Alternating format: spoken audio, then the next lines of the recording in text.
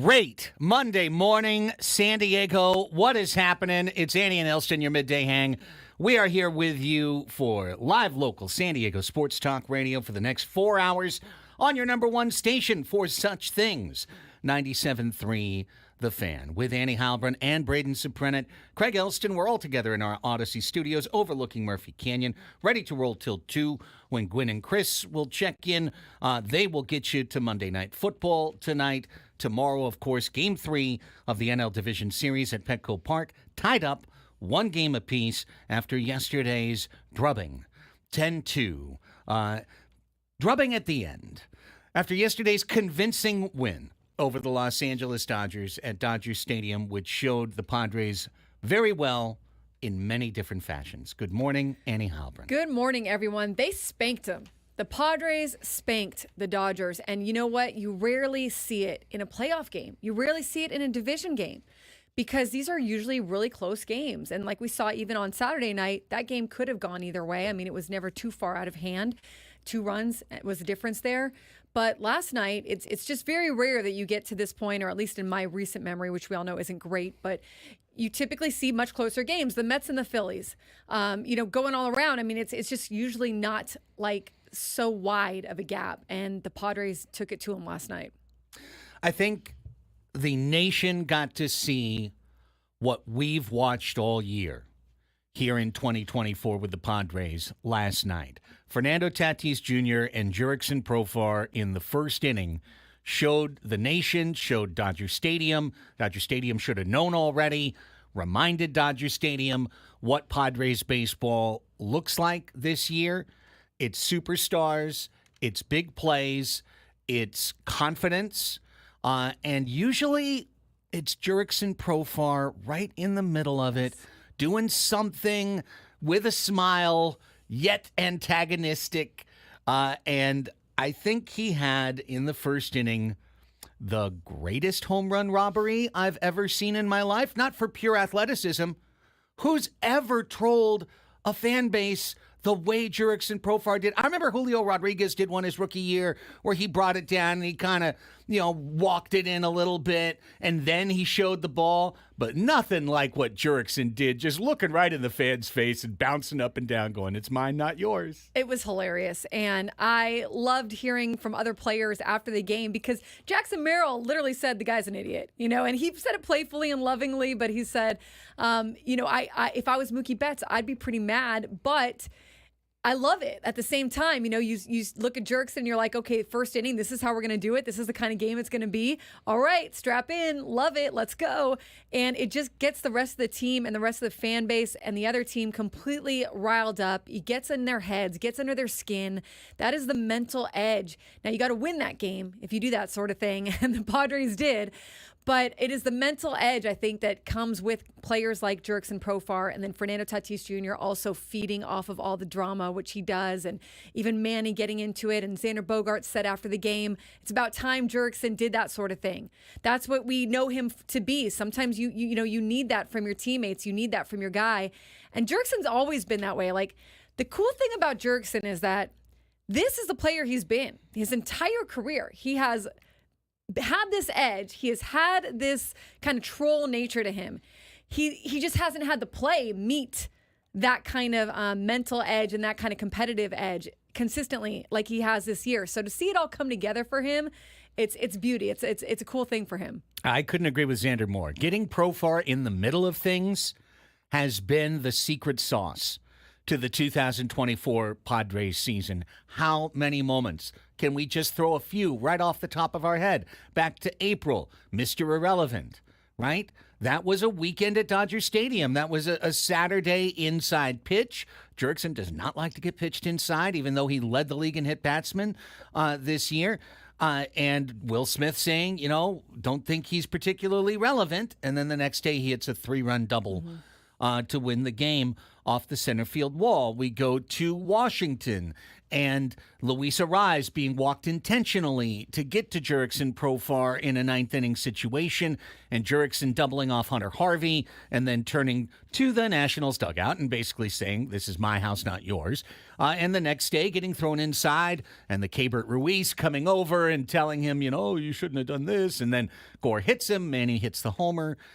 We could continue the walk-off later in the year. Like, Jurickson's been dead center in the midst of the best moments for the Padres all season long. And for him to contribute to the team the way he did last night, starting with defense and then moving to offense, where he absolutely contributed the way he has all year, getting on base. Yeah. Jurickson Profar is, again, he's the hidden key for this team. Yeah, he is. He is, I think, the how do you call it? Just the he's one of the heartbeats. I mean, he's just one of the ones that he can go in between the Mannies and the Tatises and the Xanders and everybody, and then he can also relate to the player who has struggled and the player who has had to work his way up from the minors and who has been overlooked and who has dealt with a lot in his career. Like, he's a guy that can kind of go back and forth, and you need those guys in the clubhouse, and typically you just don't have the kind of performance that you've had from Jurickson this year when you have those guys. Like, they're sort of, maybe can get you a hit here or there, and, they're still valuable. But Jurickson's been one of their key performers this year, plus one of their key mental, attitude, personality, identity guys. And he's been that since the beginning of the year. He didn't turn it on for the postseason. He didn't turn it on in September. This is him. This is who he's been his entire career. He sure has. And what a moment for the San Diego Padres. And, of course, it evolved in the seventh. We're here for 4 hours today, and we're going to talk Padres pretty much wall to wall. We've got the 12 o'clock sports fix at the midpoint of the show, which will get you up to date on football and everything else that's gone on. Wave had a tough loss. What's good gives a chance a little bit later in the hour maybe to throw a couple other nuggets in from around the world. But we're talking Padres from here till 2 o'clock. In the deep dive, we'll go game by game, storyline by storyline through the weekend, and there were so many. I mean, we could do 12 hours on the last two games before there's another game. So it's going to be nonstop, no question about it. And with that, here at the beginning, I just thought, you kind of set the stage for what the weekend was, and then we dive in a little bit. This is what the Padres needed this weekend. Now, 2-0, obviously preferable, right? Didn't win game one. Gave up a lead of 3-0, gave up a lead of 5-3. You had Dylan Cease on the mound. It was not the result you wanted, but within that game, a lot of good things happened for the San Diego Padres. A lot of things happened for the Padres that they needed to not repeat, and they did not repeat those things yesterday. But a lot of good things happened in game one. A lot of, from a boxing parlance, a lot of body blows delivered. Getting Yamamoto out early in the game, getting all the top leverage relievers into the game for Los Angeles, seeing all of them kind of in a parade, pressuring them at the end of the game to force Kopech out of the game, to force Trinan into a situation he hadn't been in about 5 years in his career, trying to throw a 40-pitch 5-out save. Like, all of these things were positives. The result was a huge negative because you clearly can't come home down 0-2 and love your chances. You'd still light the candle, you'd still fight, but you wouldn't love your chances. But coming home 1-1, having done everything they did, get to both Dodgers starters, see every single LA reliever, a couple of them twice now, like, this is the template to beat this team. No doubt about it. And while they could have been down 0-2 and come back to Petco Park, and what a storyline that would have been if then they won the next 3 games, the stats are way against you. Doesn't happen a ton where you go down 0-2 and then win the division series. So history would have been against them. Stats would have been against them. Doesn't mean they couldn't have done it, but much better position to be in 1-1. I look at like motivation. I think that you have the day off today, you can reset for sure. But if you're the Padres and you know that going out on Tuesday, in front of your fans with one of your best pitchers on the mound in Michael King, you are going to feel an intensity and a fire that you can kind of carry over from Sunday night versus I think what the Dodgers are feeling right now. And I think it's an interesting story with the Dodgers because they like we talked about it on Friday, they're a very business-like team. They know what they're supposed to do. They are a good team. They expect to be there. They expect to advance. They expect to do all this stuff. They're more of they're more business-like than like magical and fiery and intense. And I think that can just kind of work against you in the postseason. I mean, it's interesting. Their last 5 games, going back to last year for the Dodgers, I think it's 5. I'll check here in a second. They get outscored a ton in the first inning. You know, like they tend to get outscored by the other team. The other team scores first. The other team throws the first punch. And you just kind of wonder, you saw the Dodgers kind of sitting there yesterday. You saw Mookie sitting there. You just saw the air just deflate out of them. How they respond is going to be a big storyline. But even if you respond, now you got to look at your mound and you got to go, okay, we like Walker Buehler, but he hasn't been the same guy this year. We just put our 2 best pitchers on the mound. These guys can hit across the way in the Padres, plus we're going to be in their stadium in front of their fans. I don't at all think the Dodgers are going to lie down. I think they're going to fight. I think that they're going to be a little pissed after what happened last night and want to come back and want to take revenge. But I just don't know. You know, I just look and I wonder if they have the roster, the pitching staff to get behind it and do it. But also if they just kind of have that kind of extra gear, that kind of extra intensity that we've seen even with the Phillies. You could have said the same thing about the Phillies and the Mets yesterday. Well, the Mets have the magic. The Phillies are more business-like. But the Phillies fought back. The Phillies also have their own little kind of, magic, even though they are a very business-like team that expects to be there every year. So the Dodgers, I just feel lack that in a lot of ways. These are 2 great teams. You have to give respect and at the same time understand that you have the determination that you are going to overcome them. Nothing happened over the course of 18 innings that, other than a couple of teaching moments, that should be shocking or surprising or deflating if you are a Padres fan. L.A. has a great offense. Kyle Glazer, who's been a guest on this show, he was a guest on with Ben and Woods on Friday. He said this as we were driving into work. I heard it and I was like, then it like basically came true yesterday. He said, with the status of the Dodgers pitching staff and the Padres offense, San Diego's going to score runs. Mm-hmm. Like they're going to score runs. So the question of the series becomes, how do the Padres pitchers do holding down L.A.? And he literally said, can you beat them 5-3 or are you going to lose to them 7-5? I thought that played out well. I mean, Dylan Cease did not have his best start. He did not on Saturday. And the Dodgers were able to put up some runs there and hold the lead. Their bullpen did a good job. Although I agree that the Padres were happy with their at-bats afterwards. And they did. They worked, they didn't get anybody in, but they worked the counts up. They got on base. They tried to get something going in the 8th and the 9th. They got quite a few walks there. But then you saw on Sunday when Yu Darvish was vintage, wonderful Yu Darvish and why you want him in a playoff game and why he's been on the inactive list more than the active list for the Padres this year, and you still want him in a playoff game. That's the guy you want on the mound, right? And you saw why last night. I think that makes all the difference, right? I mean, and credit to Mike Schilt for letting him go the distance there and not just kind of subscribing to the notion of, well, we got to pull him out, we got to put the bullpen in. They helped themselves yesterday because they didn't give guys another look at their bullpen. Tanner Correct. Scott and Alec Jacob, whatever. Like you didn't get to look at Jeremiah Estrada again. You didn't get to look at, whoever, bless you, Braden, Robert Suarez. Adam, they haven't even seen him twice. And Jason Adam, right. Yeah. So Morhone even. So I think that helps them a little bit there too. It does. That's Bless you again, Braden. That's one of the things that we'll definitely talk about as we get deeper and deeper in. But Yu Darvish did show you yesterday why you have a veteran, why you have one of the most esteemed veterans in Major League Baseball. He put together a masterclass last night, an absolute masterclass. And with a fresh arm, he has to give Padre fans a ton of hope and a ton of belief going forward. And then at the end of the game, this Padres team, which we've seen what happens when they are galvanized. We've seen what happens when they circle the wagons.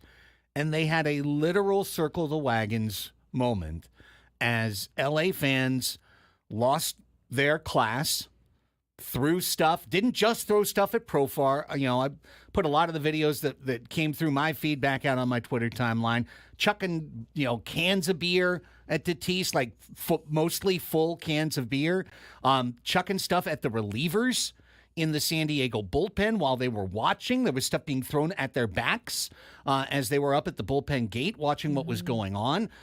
It was a truly classless, embarrassing moment for a fan base that has a lot to say. And then they also, just a spectacular job by security, Annie, because within like minutes, 2/3 of the stadium was empty. So, I mean, wow, what a great job they did clearing all those fans out. I mean, absolutely. And also you see behind home plate, those luxury seats were completely empty. Almost, maybe besides like 15 people, which was quite a sight for your NLDS Game 2. So I was sidelining in San Francisco in 2022 when Jerks and Profar, the Giants fans threw things at Jerks and Profar and Will Myers, and they were so upset. And they had every right to be upset. I mean, that was the other instance that happened with Jerks and Profar. And I just remember them a lot, going into after the game, how you can yell anything you want, yell whatever, get trolly, get chippy, whatever, like within reason. Obviously, don't be racist people. Don't be like terrible people. But you can troll them, you can heckle them, you can whatever. But once you start throwing things and their heads are facing away from you and they have no idea what's coming at the back of their head, not to mention something that might fall on the field that then they might step on or they might trip over or anything that could be dangerous, a bottle coming at you like that you don't even, if you don't recognize, like you could step on, you could hit the back of your head. So I remember that being a terrible time for them in San Francisco when that happened. And the same thing happening last night there in LA. Now, it was pointed out to me many times that happened at Petco Park for a Dodgers outfielder. I think it was Belly. So it's not that it's never happened at Petco Park. And I do like that Jerks and Profar was after the game. Please, fans, do not do that. Please do not do that. Just cheer. Have fun at the baseball game. But yeah, you never want to see that. It's dangerous. Like, don't do dangerous stuff. That's stupid. Absolutely. And now you've poked the bear. These are the types of things. And trust me, if it had gone the other way, if everything was literally reverse, mirror reverse, we have home field advantage. We won the division. They came in.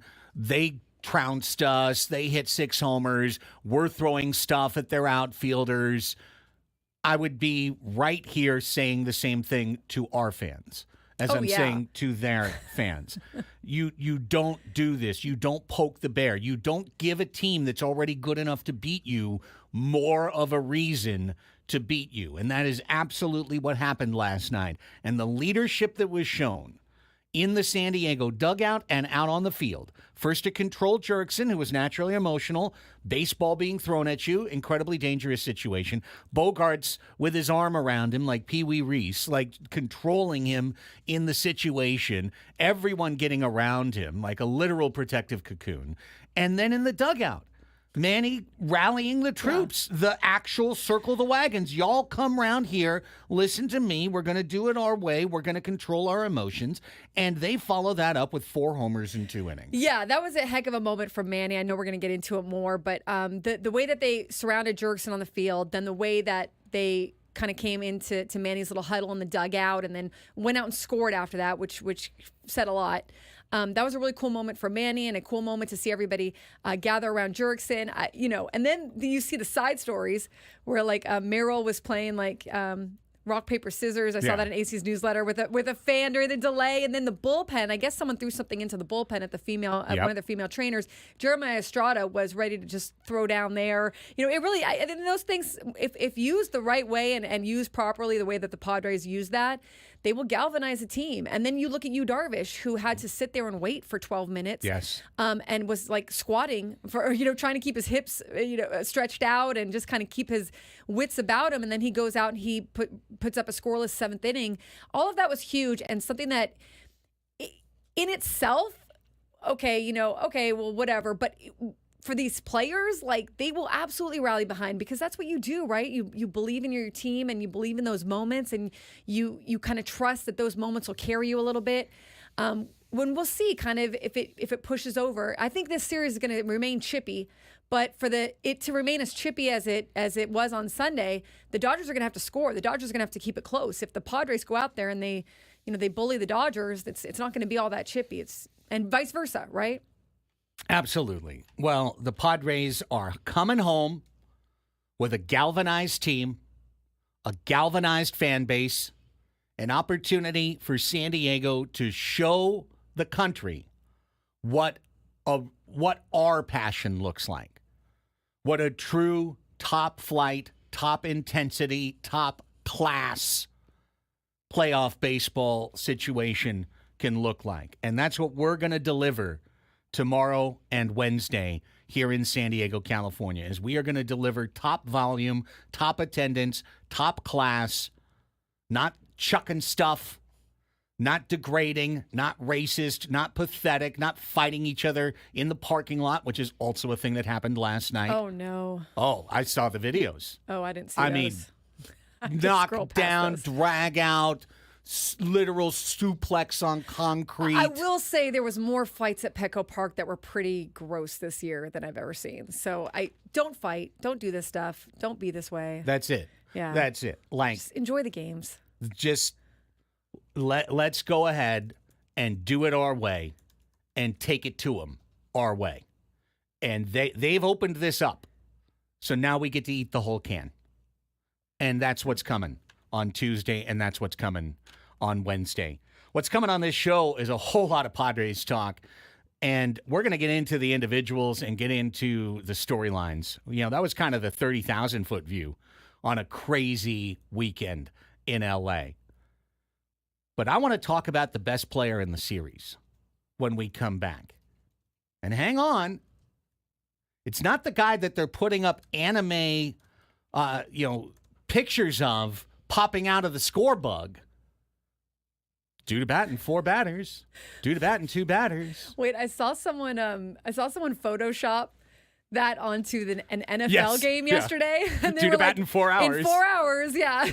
I thought that was such a good use of social media. Well, it was hilarious. Is anyone working on a cartoon sketch of Fernando Tatis Jr. to use while LA's up to bat? Because I think it's about time. Let's talk about Nando when we return. Just underway, 4-hour conversation with you. It's Annie and Elsten on San Diego's #1 sports station, 97.3 The Fan.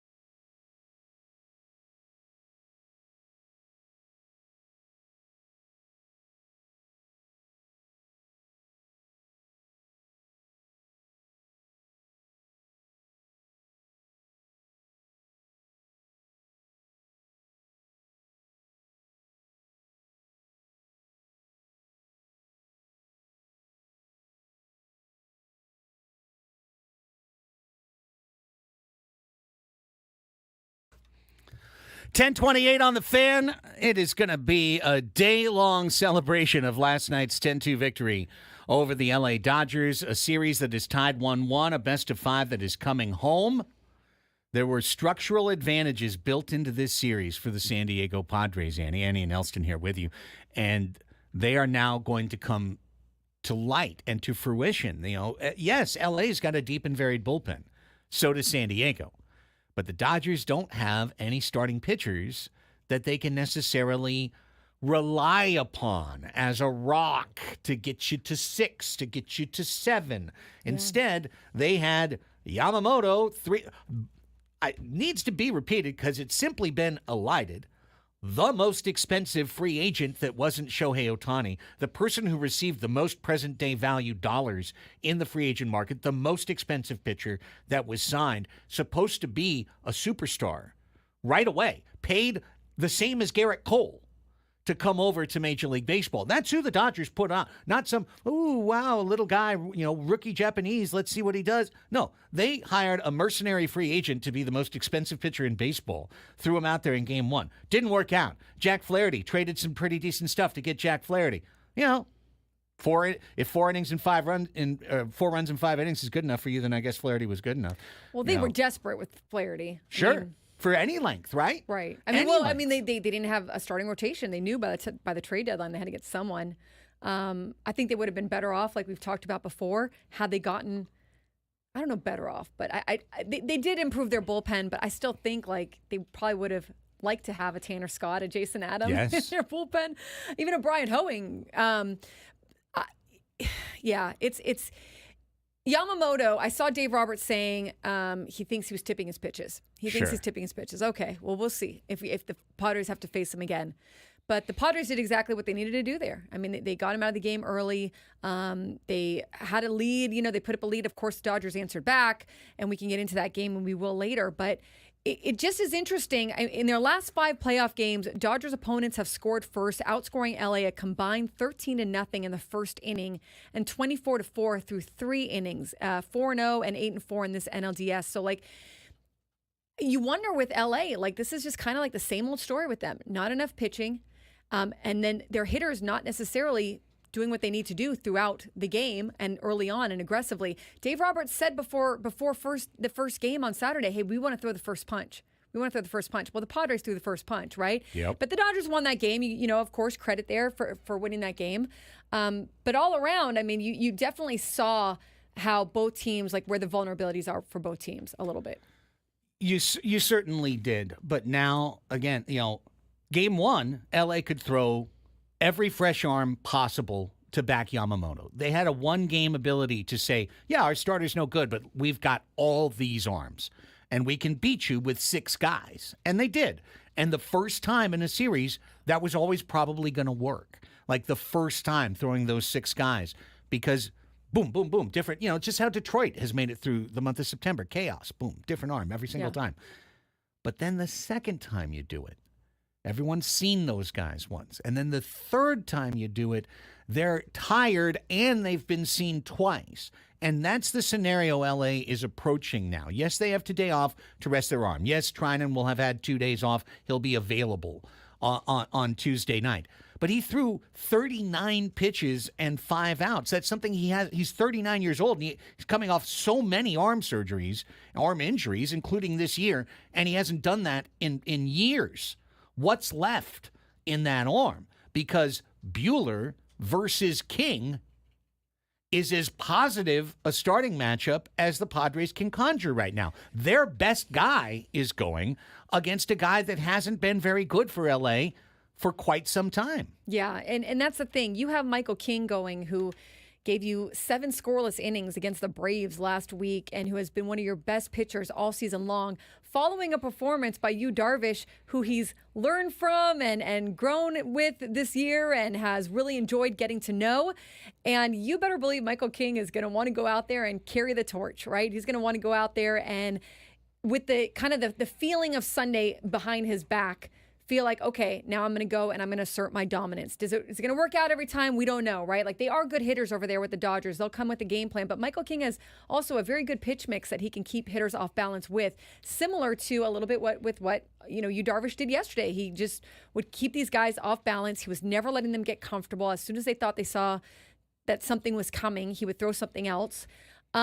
So you have that kind of confidence of one of your best pitchers going on the mound, where the Dodgers know they're going to have to outslug. You might get 5 innings from Walker Buehler. You might not even get that. And then the next day, and the Padres are in this same position, but I think it will be in a little bit of a better spot with their bullpen if they can get that similar performance from Michael King that he's had, recently. It doesn't have to be 7 scoreless innings, but a good performance. Although we'll take 7 scoreless innings. Yes, yeah, for sure. And for it. sure, and so will he, of course. And that is what I think when you're a Dodgers hitter, you're kind of looking at that right now. You're seeing, okay, we have our number 3 pitcher who is not even our number 3. He's our number 3 because of all the injuries we've had, and he's definitely not a Michael King number 3 going out there. And then on the next day, we have a bullpen day. That might be Landon Knack, who is our rookie, and having to use a lot of bullpen guys. If they can get through it, sure, game 5, it's anybody's win, right? Like, it's anything goes. But I do think that this is kind of where the Padres, if they can assert some dominance early on and having Petco Park at their back and everything like that, I think gives them an advantage here in the sense that they've got a really good pitching staff. Yeah, as we dive all the way through the strategy bucket, I think I'll be able to allege by the end that the Padres have both set themselves up well to win this series in 4 games and have also set themselves up well in case of the contingency of a Game 5 in L.A. I think the Dodgers are going to really be out of options on that day. But we'll talk about that if we need to when we get there. Let's just break now. Let's stay on track. We'll talk about Fernando when we come back. We'll talk about other good things in the universe. We got the weekend in review to come. Come on, what are we doing? We're talking Padres baseball, folks. It's the Padres in the playoffs, and they just beat L.A. 10-2. Yeah. When they threw stuff at us. Come on. You know what? It is exciting, and I think that it is important not to put the cart before the horse. I mean, there still is. You still got to win the series, 100%. right? You still got to win the series. And the Dodgers are going to come out. I don't think the Dodgers are going to lie down at all. I think they're going to come out. They're going to compete. So you don't want to get too ahead of yourself. But coming off of yesterday, I mean, that was so dramatic. Definitely understand how excited fans should be after seeing that performance. We fans can be as fired up as we want. I am not worried about the Padres losing their edge of determination after yesterday. No chance. Sandy in the chat, can we discuss the 6 home runs? First time, only 3 times has that happened in the playoffs. And first time it's been on the road. Yeah. That is the first time a road team has put up 6 home runs. That's crazy. I mean, it is. And the funny thing about it is 4 of them came so late. Yeah, so yeah, okay. You know what I mean, right? I think that's why it feels a little less like the lead story. Less so the Mets and the Phillies that were obviously not 6 home runs, but they were back and forth, back and forth, back and forth. Yeah, if it was like every turn through the lineup we hit 2 homers, it would be a different thing. But nonetheless, it's pretty dang cool, Sandy. I'll tell you that. It was pretty dang cool. The second one from Tatis, pretty good. Not bad at all. And listen, we just got on talking about pitching right here. When we come back, the best player in the series is Fernando Tatis Jr. Let's discuss. It's Annie and Elsten. We're going till 2. All Padres with you on The Fan.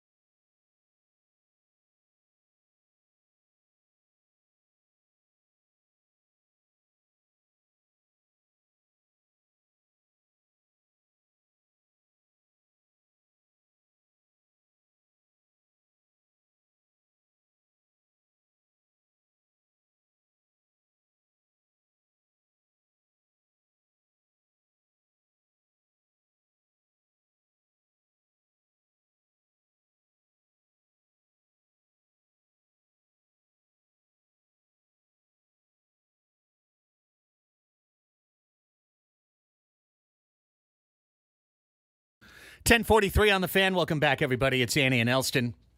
Annie Halbin, Craig Elsten, Braden Soprennant here with you. Padres Deep Dive Hour coming up, where we will go game by game, story by story through the weekend in review. But we've gone far enough without getting into some true individual superlatives, because there are some to toss around from the weekend that was, Annie, and really from the playoff that has been. Fernando Tatis Jr. has been the best player in the playoffs so far. Yeah. You wouldn't know it from the national coverage. You wouldn't know it from the game coverage, to be honest, where he's just been a player that's been coming up while they continue to talk about Shohei Ohtani. And Shohei Ohtani is a great player. He is undoubtedly a great player. You will hear me in the next hour talk about how I think the team should approach him as the series continues. It is not to treat him like any other player. It's to treat him like the guy who's as hot as he is. But it's hard to pitch around Fernando Tatis Jr. in a way. He's got a rise in front of him. He's got Profar and Machado behind him. In a similar way, Fernando's in a great spot in the San Diego order. But, Annie, I have never seen him this locked in his career. If you don't know anything else, dig this. Tatis hasn't struck out once in the playoffs. Not once. And he's walked almost every game. He's locked in. Playoff Tatis just hits different, and he is on a different level. He loves being the showman. He thrives for these moments. I mean, like, he lives for these moments. He thrives in these moments.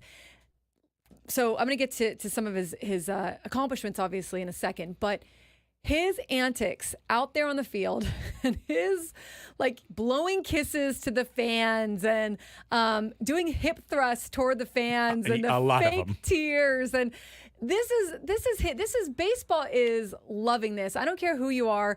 Honestly, the Dodgers fans, in some way, love it too, as much as they hate it in the moment. This is what you want from your players. You want them to be entertaining. You want them to interact with fans. He gets it. This is who he is. Is he going to piss people off along the way? Yeah, but you also, like, respect it. You know, this is when he got booed for the entire year coming back from the suspension. He had fun with it. He messed with it. He embraced it.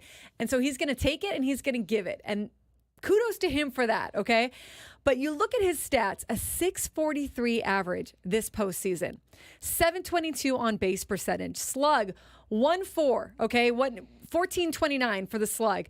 OPS 2151. I mean, the guy is out of the world. He's out of his world right now, and he's having so much fun, and he milks the moment. I don't think he believed that Flaherty was trying to hit him yesterday, but he was going to milk that moment, and if it was going to rally the troops, it was going to rally the troops, and it is who he is, and it gets the whole team going. But man, is it fun to watch. And it's cool for him to have that kind of a season after the suspension and after the injuries and after the surgeries and after this year. I mean, let's face it, he missed a big chunk of this year, wasn't even sure if he was going to make it back and be able to finish the regular season with the Padres, much less the postseason. So he's still, I'm sure that muscle, that strain is still bothering him to some degree. Like, I'm sure Manny's elbow bothers him to some degree, and Luis's thumb and everything like that. But he is definitely enjoying every little bit of this. Yeah, when you see him taking 2 strike pitches just off the edge, like he did with Flaherty last night, you understand that Fernando is just in a completely different realm now than when he is anxious, when he is chasing, when he is putting too much pressure on himself. He's put all the pressure on the opposing pitcher and the opposing team. And that's not even bringing up his dynamic base running, his incredible play in right field, made another great running catch yesterday. He's made at least 2 now in the playoffs. But just this playoff, 4 games, 1 for 3, homer, 2 RBI, and a walk. 3 for 3 with a walk and a run scored. 2 for 4 with a double and a walk and 2 runs scored. 3 for 4 with 2 homers, 3 RBI, a double, 3 runs scored. This man is crushing his opponents. He is lifting the Padres to new heights. And it's amazing to me that those who are chronicling the series and the tournament seem to just have it just glide on by. that Fernando Tatis Yeah. is getting 3 hits and 2 homers and doing everything else as they focus their spotlight everywhere but him. And like you said, he's also taking his walks. He's seeing the ball well. He's doing what the game is calling for, which is something that he's talked about his whole career, really, but especially this year. He's not over swinging or swinging out of his shoes or just going for the hero ball every time. But he's also getting that, right? He's getting the first inning home run, the ninth inning home run, a whole lot of entertainment in between. Yeah, look, when you're going to put up, look, there's no denying Shohei Ohtani is a generational talent. He is, we use that word a lot sometimes, but it's true. I mean, there's no one like Shohei Ohtani. He's one of the greatest players in baseball history, arguably the greatest. Right. But at the same time, I do agree with you. Like you gotta throw up a little graphic that says hottest hitter in the postseason right now. 3 hitters away or whatever, Yes. next inning, like, because it's true. I mean, it's just factual. Like he's hitting the bejesus out of the ball, and he's also just doing it consistently enough where he is tops, or near tops in the postseason, in terms of his performance right now. I mean, we might get a little bit. I don't really need to. None of us really need to get into the broadcast that much. It's a national broadcast. They have their own agenda. But it did irritate me when in game 1, Fernando came up and hit the hardest ball that's been hit all postseason, one of the 4 hardest balls that's been hit in 2024 in a major league game. And it was in an answer moment, too. It led to the Padres retaking the lead. And the reaction on the broadcast was literally to ignore it and replay Shohei's home run. Like, it was like, and that's going to be a double for Tatis. Back to Shohei.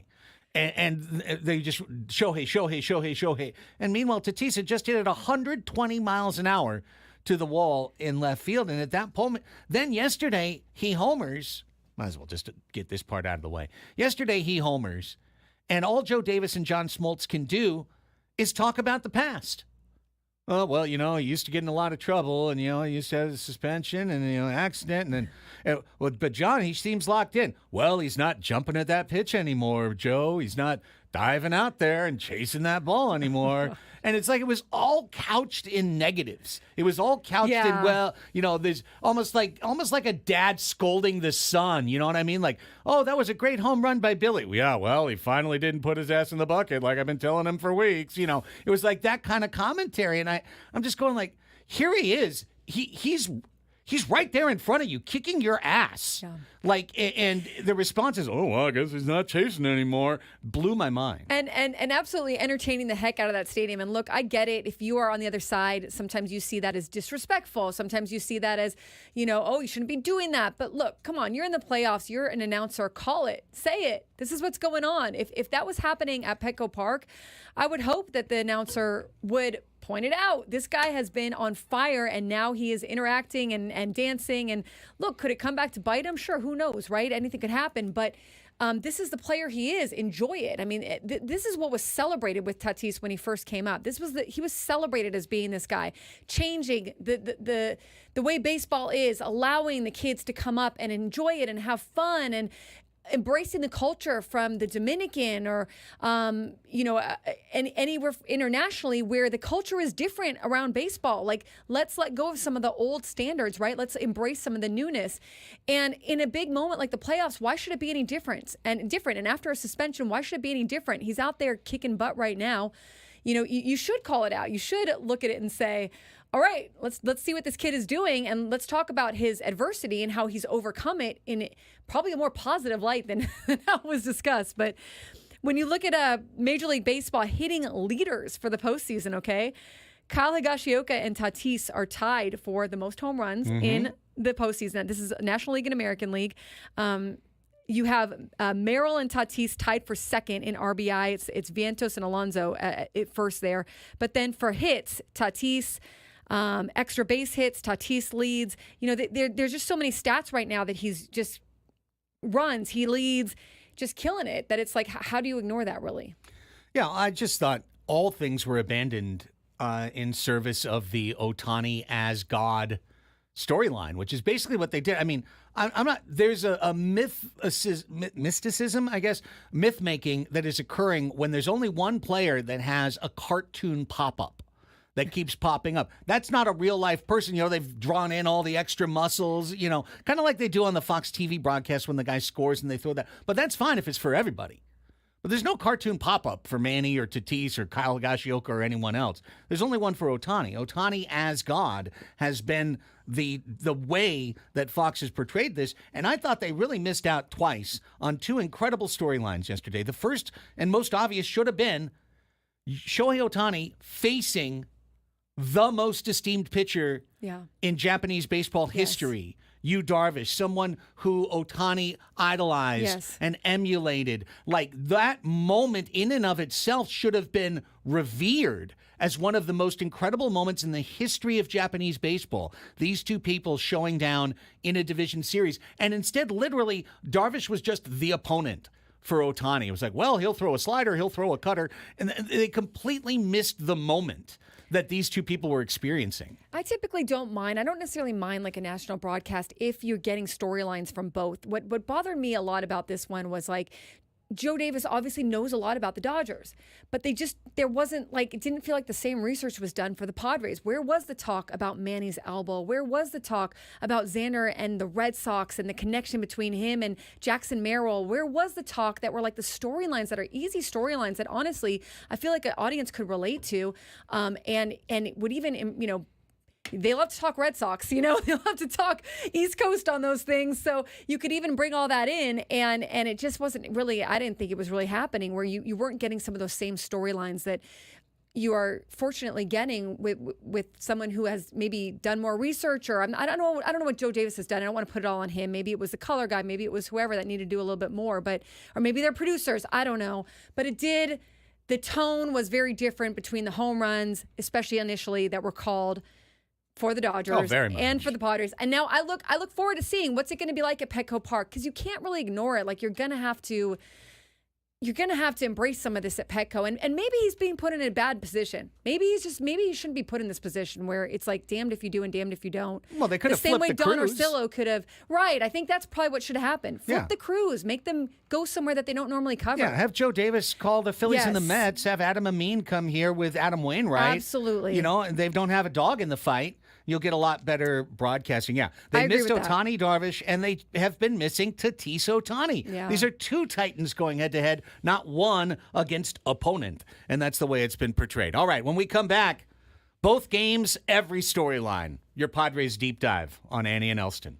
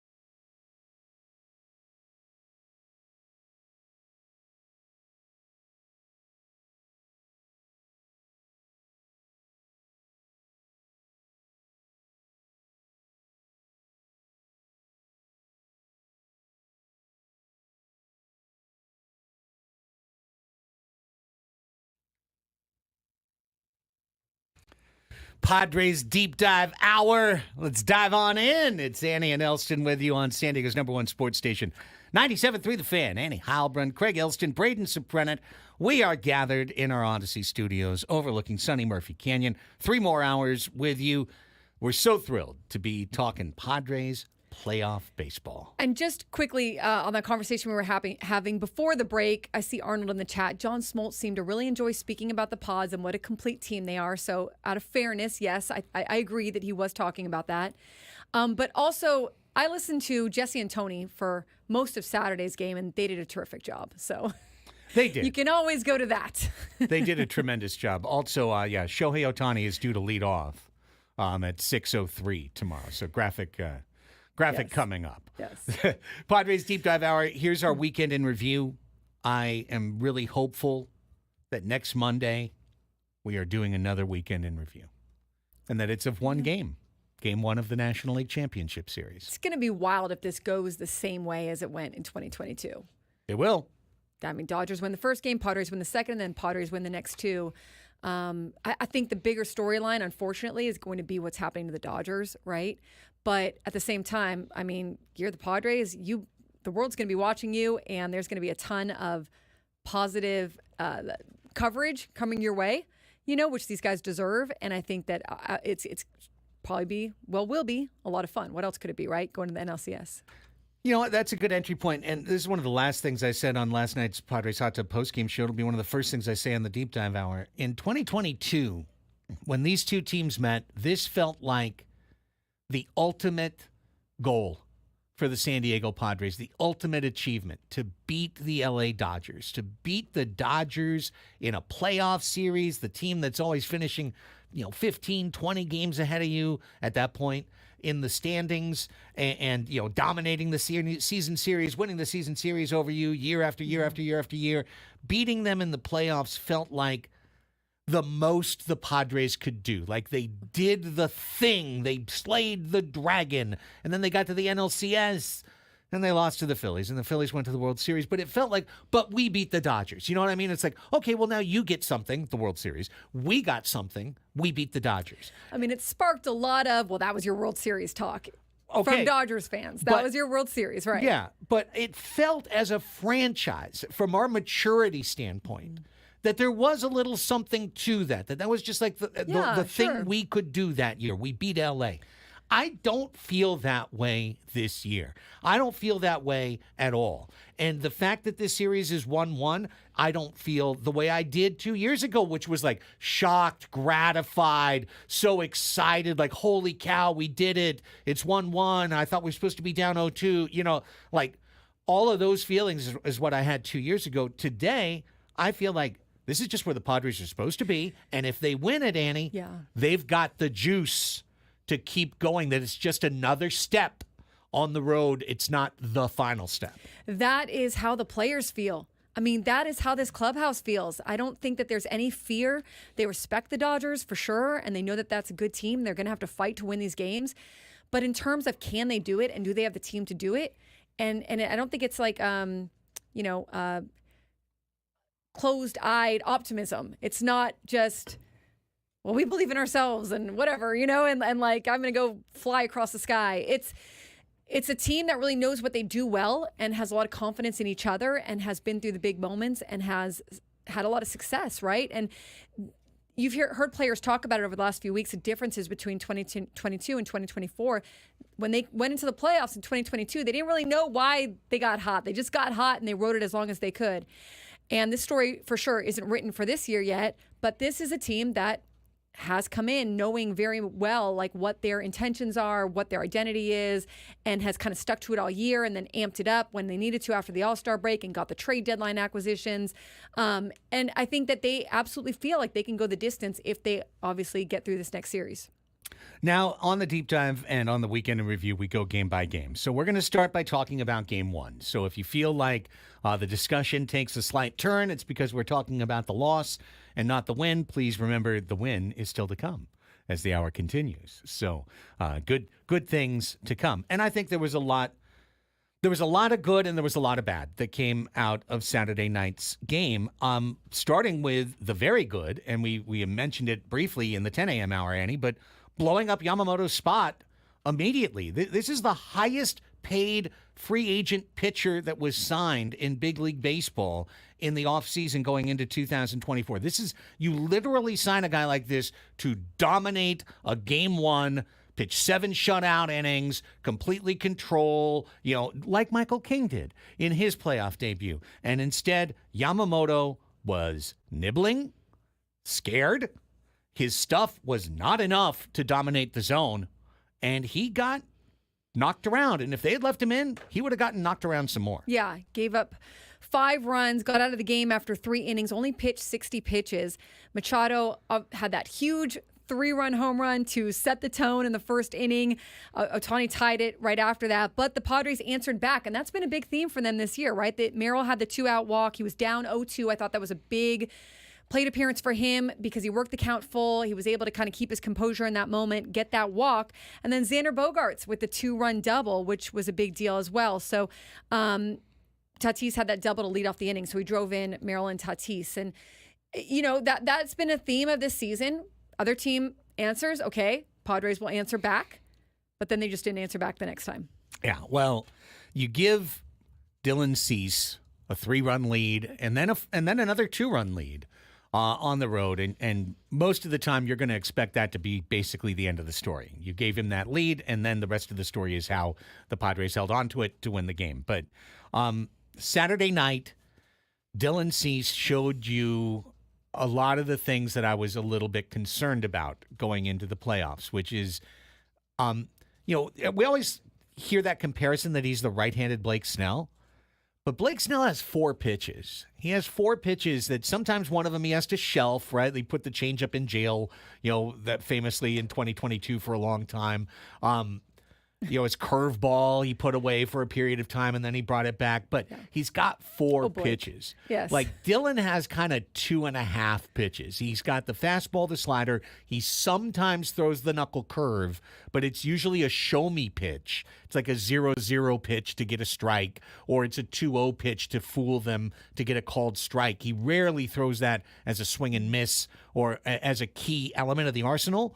So for Dylan, he's got to have that balance, and he's got to have that exact kind of, he can't overdo it. And he reminded me of a lot of moments in athletic history of somebody just being a little too ramped up, a little bit too revved because he was not commanding his slider on Saturday. He only truly threw like 2 or 3 really good fade out swing and miss sliders. A lot of them were way down in the zone, way outside, fastball too high.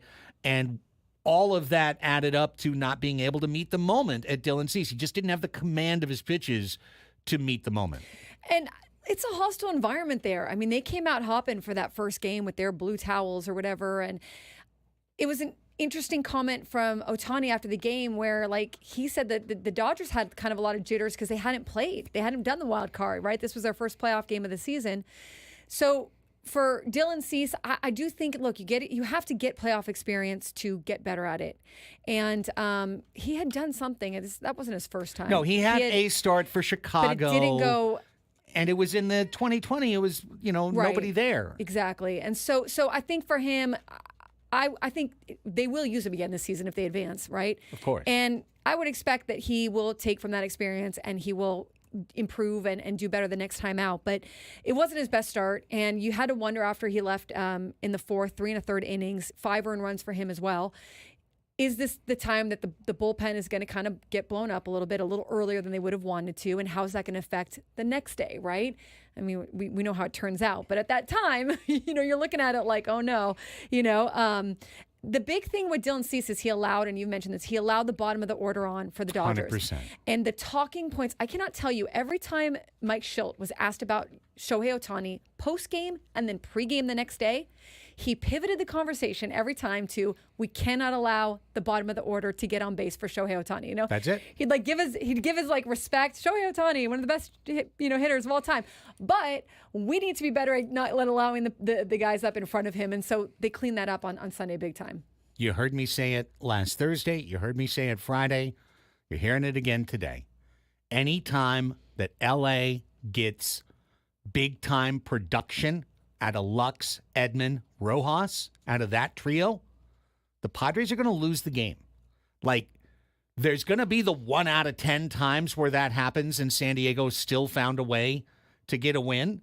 But that's not in our win formula at all, is letting those guys run wild on the base paths. That's why when we faced the Dodgers the last time, the takeaway you might have heard me say on this show was like, oh, the bottom of their lineup is now pesky. It used to be a bunch of right-handed, low on-base percentage guys, all with kind of the same mistake that you could attack, Taylor and Kike, all of those guys. Now, Edman's a good player. Lux is hitting the ball well. Rojas is pesky. He hit 290 for the season. Yeah. I mean, he had one of the higher averages in the National League this year. So when those three guys get on, you don't have the ability to make Ohtani smaller than he is, so to speak. He's just one hitter in the lineup. He's not on the defense. He's not on the pitching staff. You should be able to work around one spot in the lineup. But when he's coming up with first and second, first and third, it's a very difficult situation to work around him at that point. Yeah, exactly. And you're just giving him the ammunition and the ability to go out there and to make you pay for it. And he certainly did that on Saturday. I think with Yamamoto, look, yes, $300 million guy, you want him to do more for you. He, like a lot of players that come from Japan or Korea, probably was never expected to be their number one starter. I mean, he got thrust into that role. What will he be in year 2, year 3, year 4? I think that's going to be obviously how you're going to look at his contract at the end of the day. And I don't know that he'll be any better than he was this year, but he could be. And so I think for them, it's like just like the same way, Yuki Matsui or Ha-Seong Kim, or even I heard the broadcast talking a little bit about Yu Darvish and how efficient he was last night and how different that was from when he was with the Rangers, when 60 pitches would be 3 innings, So right.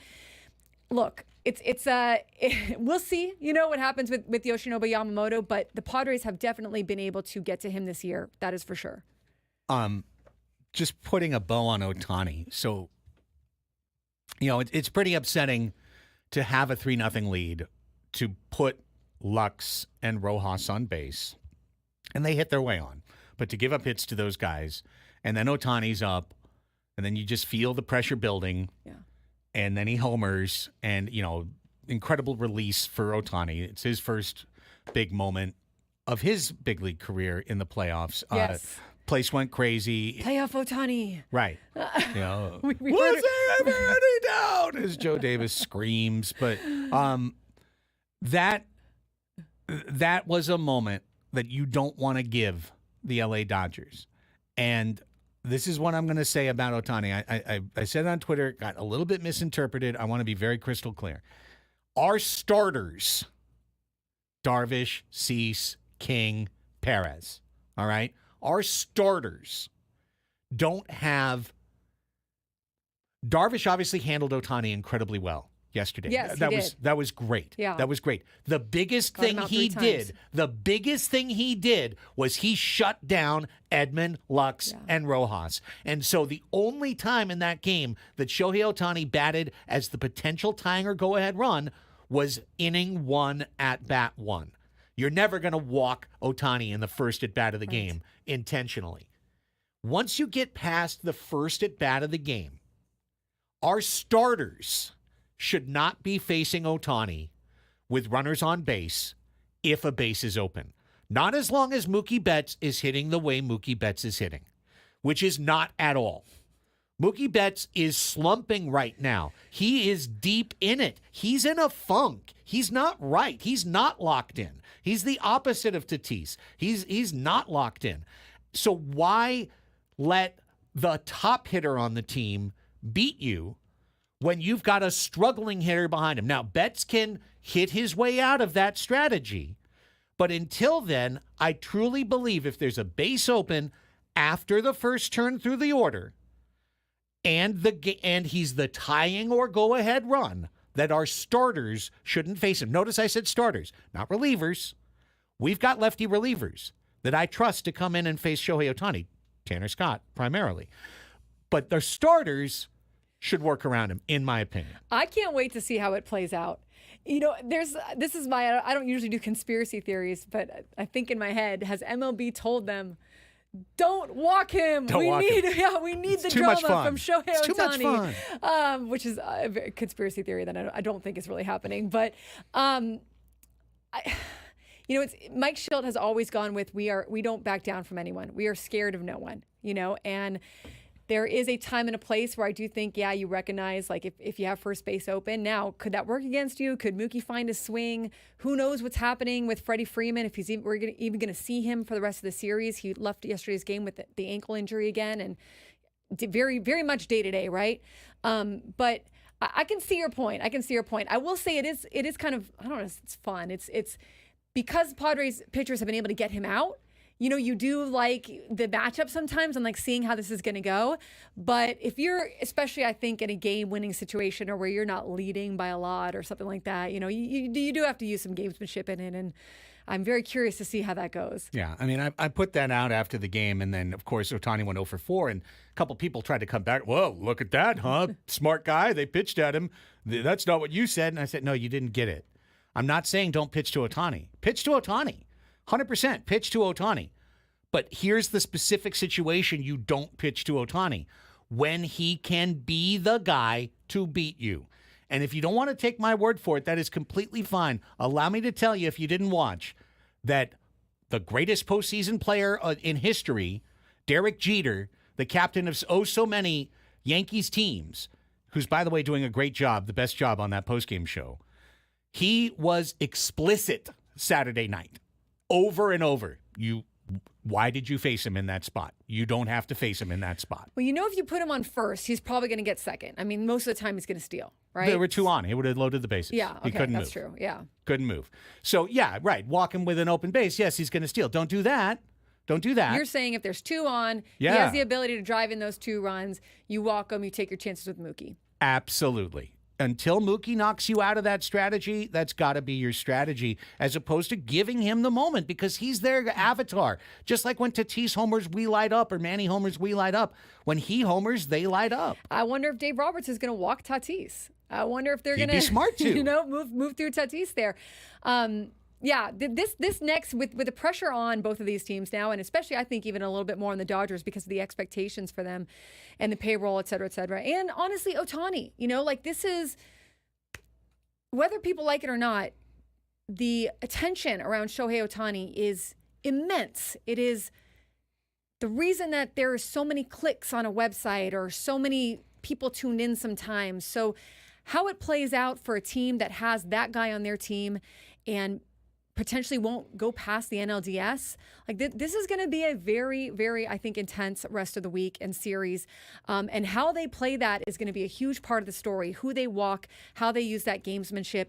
I thought too for Saturday, it wasn't their cleanest game. I think they could have overcome the errors, but there were a few errors. It wasn't their cleanest game. It was. I thought it was okay, hello, nice to meet you. We're here in LA, get to know you kind of game, and then reset and did what they did so well, which is what Xander Bogaerts talked about before and after the game with his experience on winning World Series championships, 2 of them with the Red Sox, is you're going to have terrible games in the playoffs. You're going to have games that you lose.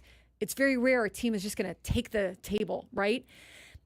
And so how do you respond from those bad games? And the Padres showed that they were able to respond with yesterday's game. Big time. There's a couple other things we could get out of that game. I want to get to break. Let me just say this here. Because we talked about it again on Friday. This is a discussion point that we had on Friday before the series started, that it is one thing for an athletic training staff to work and work and work to get a player able to return to the field from an injury, especially a soft tissue injury like an ankle sprain. There's a lot of work that can be done to get you back, but to keep you there. Because day 2, you're going to feel it even worse. Yes. You're going to stiffen up. You're not going to have the adrenaline. We'll see what this off day does for him, but then you got to look at game 4. How long can you keep that ankle rehab going? Because absolutely, it's going to get worse and worse. And then he steals a base. That's it. Freddie Freeman was so jacked up. He was feeling it, which I appreciate. He was jacked up on adrenaline and whatever they put in his ankle to make him feel better that day. Not saying anything illegal, just what trainers do. Of course, yeah. And he got froggy. and he stole a base and dragged that ankle across the ground.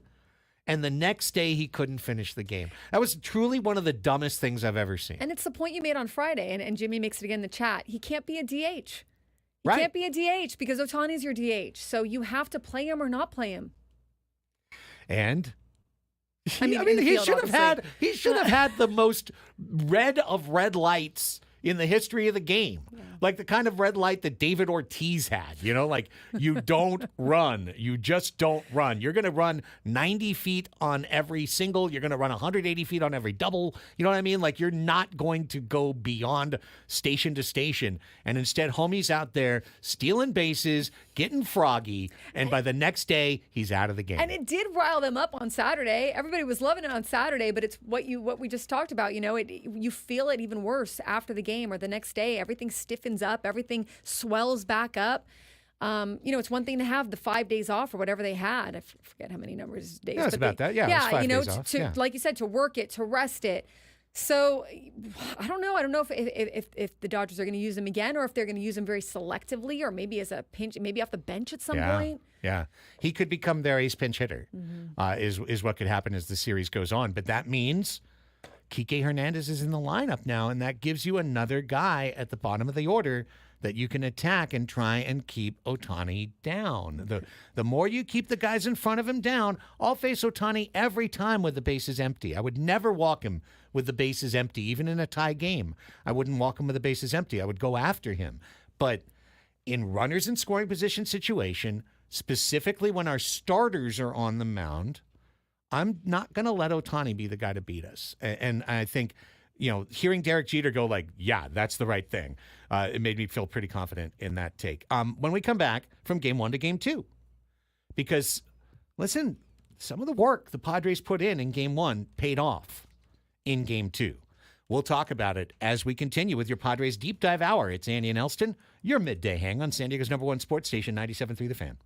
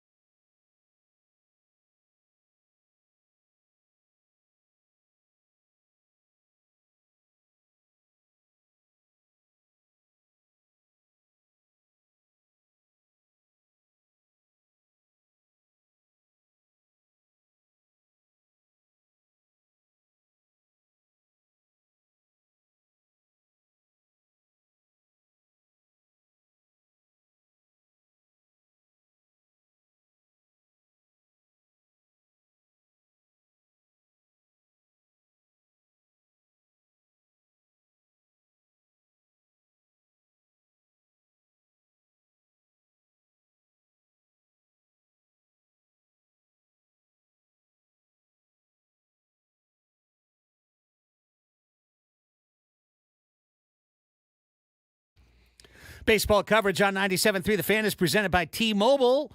Head to T-Mobile.com and get a great deal on an iPhone 16 Pro. Welcome back to your Padres Deep Dive Hour. Andy Halpern, Craig Elsten, Braden Suprenant on hand. 12 o'clock Sports Fix coming up at the top of this hour, midpoint of the show, with all the rest of the sports news of the day. So stay tuned for that, including the baseball news of the day. American League Division Series resumes today. We can talk about the unfairness of the relative schedules, league to league, in a different segment. We are talking about the Padres right now and went through most of Game 1 in our opening segment. The last thing I wanted to bring up about Game 1, you mentioned something important, which was there was an easily correctable thing from Game 1. The Padres cannot be the worst of the two defensive teams in this series. They cannot. It's another one of those things. Like if the bottom three of the Dodgers lineup hits, they're going to win.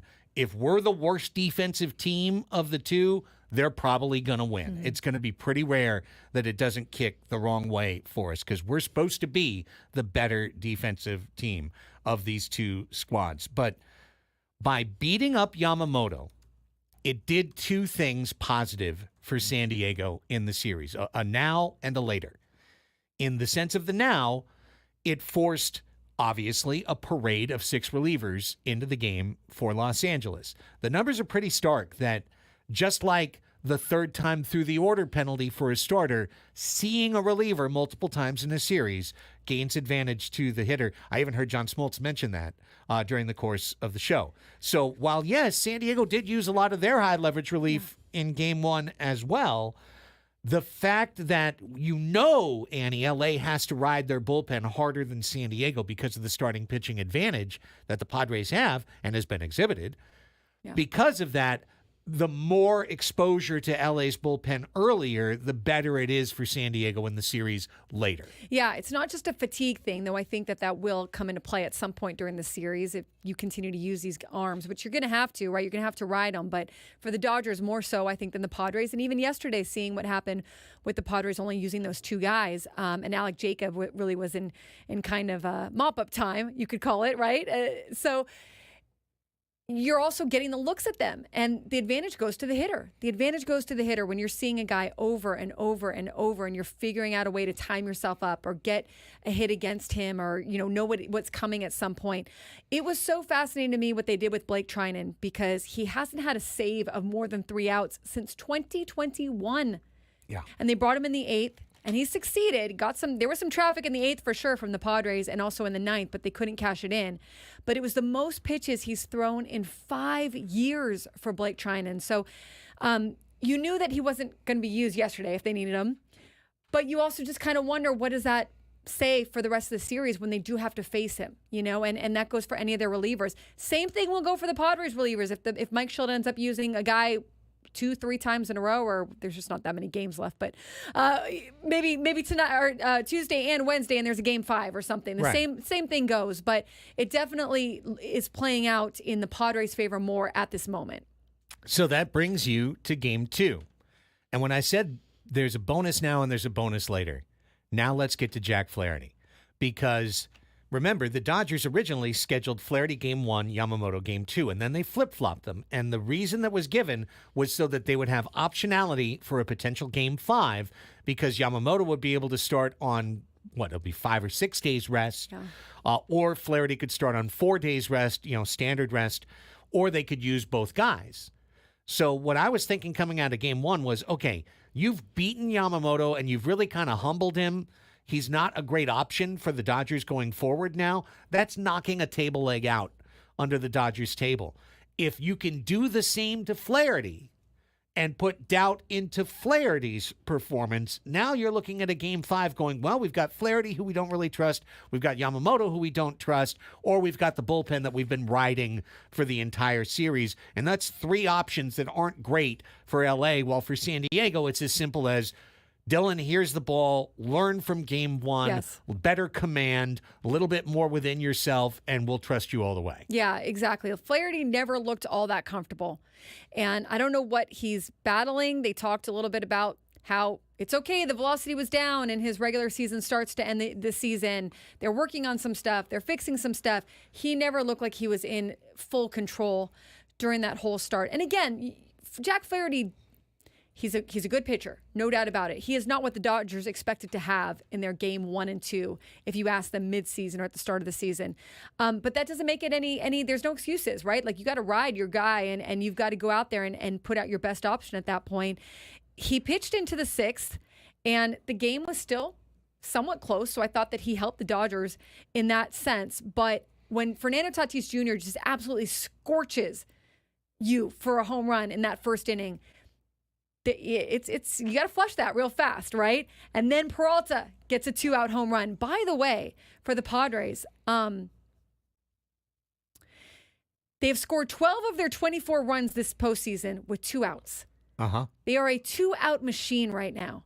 And that's also a pesky thing for a pitcher, right? Yeah. You feel like you got your put-away pitch, and nope, they take you for a hit or they take you for a home run. So Jack Flaherty, they've got to use him. I think they've got to use him or Yoshinobu Yamamoto or a combination of both if they go to that game 5, because what else do you do? And maybe Jack Flaherty learns from his a little bit, but it just never felt like the power was over to his side. No, I agree. So now that's a problem for them going forward. That means that's good news for us. Meanwhile, what's the opposite of that? It's thinking to yourself, hang on, if you did get to a game 5, what about Yu Darvish on 4 days rest? Because Yu Darvish pitched one of the great games of his career last night, and he's pitched plenty of great games in his career, so that's not really hyperbolic. There's, I'm sure, a dozen that we can point to of similar import and quality, but the way he showed his final form maturity, right? The 11-pitch pitcher, the guy who's got an entire arsenal. And it was such a contrast between yesterday, well, I've got the hard fastball or I've got the slider, for Dylan when he gets in trouble. For you, it was like, okay, I'm 2-0. Now I drift a sweeper that comes around the outer edge. Now I drop a changeup. Now I run a cutter in. Like, he's always got an answer to every situation. Or one of the variations of those pitches, because he's got like 2 or 3 of the same one, but variations, right? And I thought it was really cool for Yu Darvish. Look, he's had a tough year. He has been on the restricted list. He's been on the injured list twice. He's been off the Padres roster more than he's been on it, active roster. And he comes out and he delivers just this dominant performance where he had to have the delay, that 12-minute delay, and wait for that fan interference to stop. And he still kept his calm and his composure, got the scoreless inning in the 7th, gave the Padres length. Sure, you have an off day today, but again, this means that they didn't have to see your relievers again. But also just for him, like, this is a crafty veteran who has always been a great pitcher, but has grown through the years and has been also a really steady hand in this rotation, and someone who's still to this day will learn from the other pitchers and was in the wild card bullpen, ready to come out of the bullpen if they needed him. So it just is cool for Yu Darvish. I'm happy for him that he got to do that and have that moment against a very good lineup against the Dodgers, and for against a team that he used to play for there in LA. We'll talk more about the Padres offense in our next segment, but this last point before we go to break, because it's related to you. You talk about that 7th inning. And I know I've been a lot deeper in the soccer world than the two of you, but this felt so much to me in the moment like an international soccer match, and like what is known in soccer as the dark arts, which is doing something that doesn't involve kicking the ball or running to change the outcome potentially of the match. And in this situation, where it was still at that point a 4-1 game, very much anyone's game. Yeah, it still was in reach for sure. 100%. Yeah. We've had enough struggles with our 9th inning guy. The 3 runs, I'm not comfortable. And they're a good offense. They're used to coming back as well. Of course. Yeah, the Dodgers. So in that moment, to have a delay of that length, to have Yu Darvish sitting on the mound. The last Padres starter that sat on the mound was Eric Shao the day that Pete Rose broke the hits record. And the visage of him sitting on the mound is one of these classic photos in American sports history. And he sat just like you sat.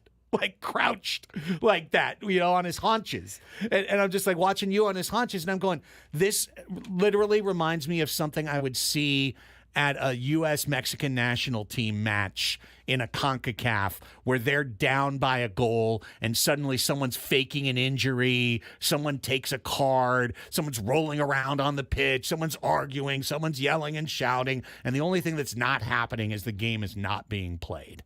and you're just trying to do whatever you can to just throw a spanner in the works, throw some mojo out there, and just go, yeah, let's see. It's not working now. Let's see if we can just change the energy with some dark arts. And that really felt like, obviously, the LA Dodgers didn't say, hey, start throwing stuff.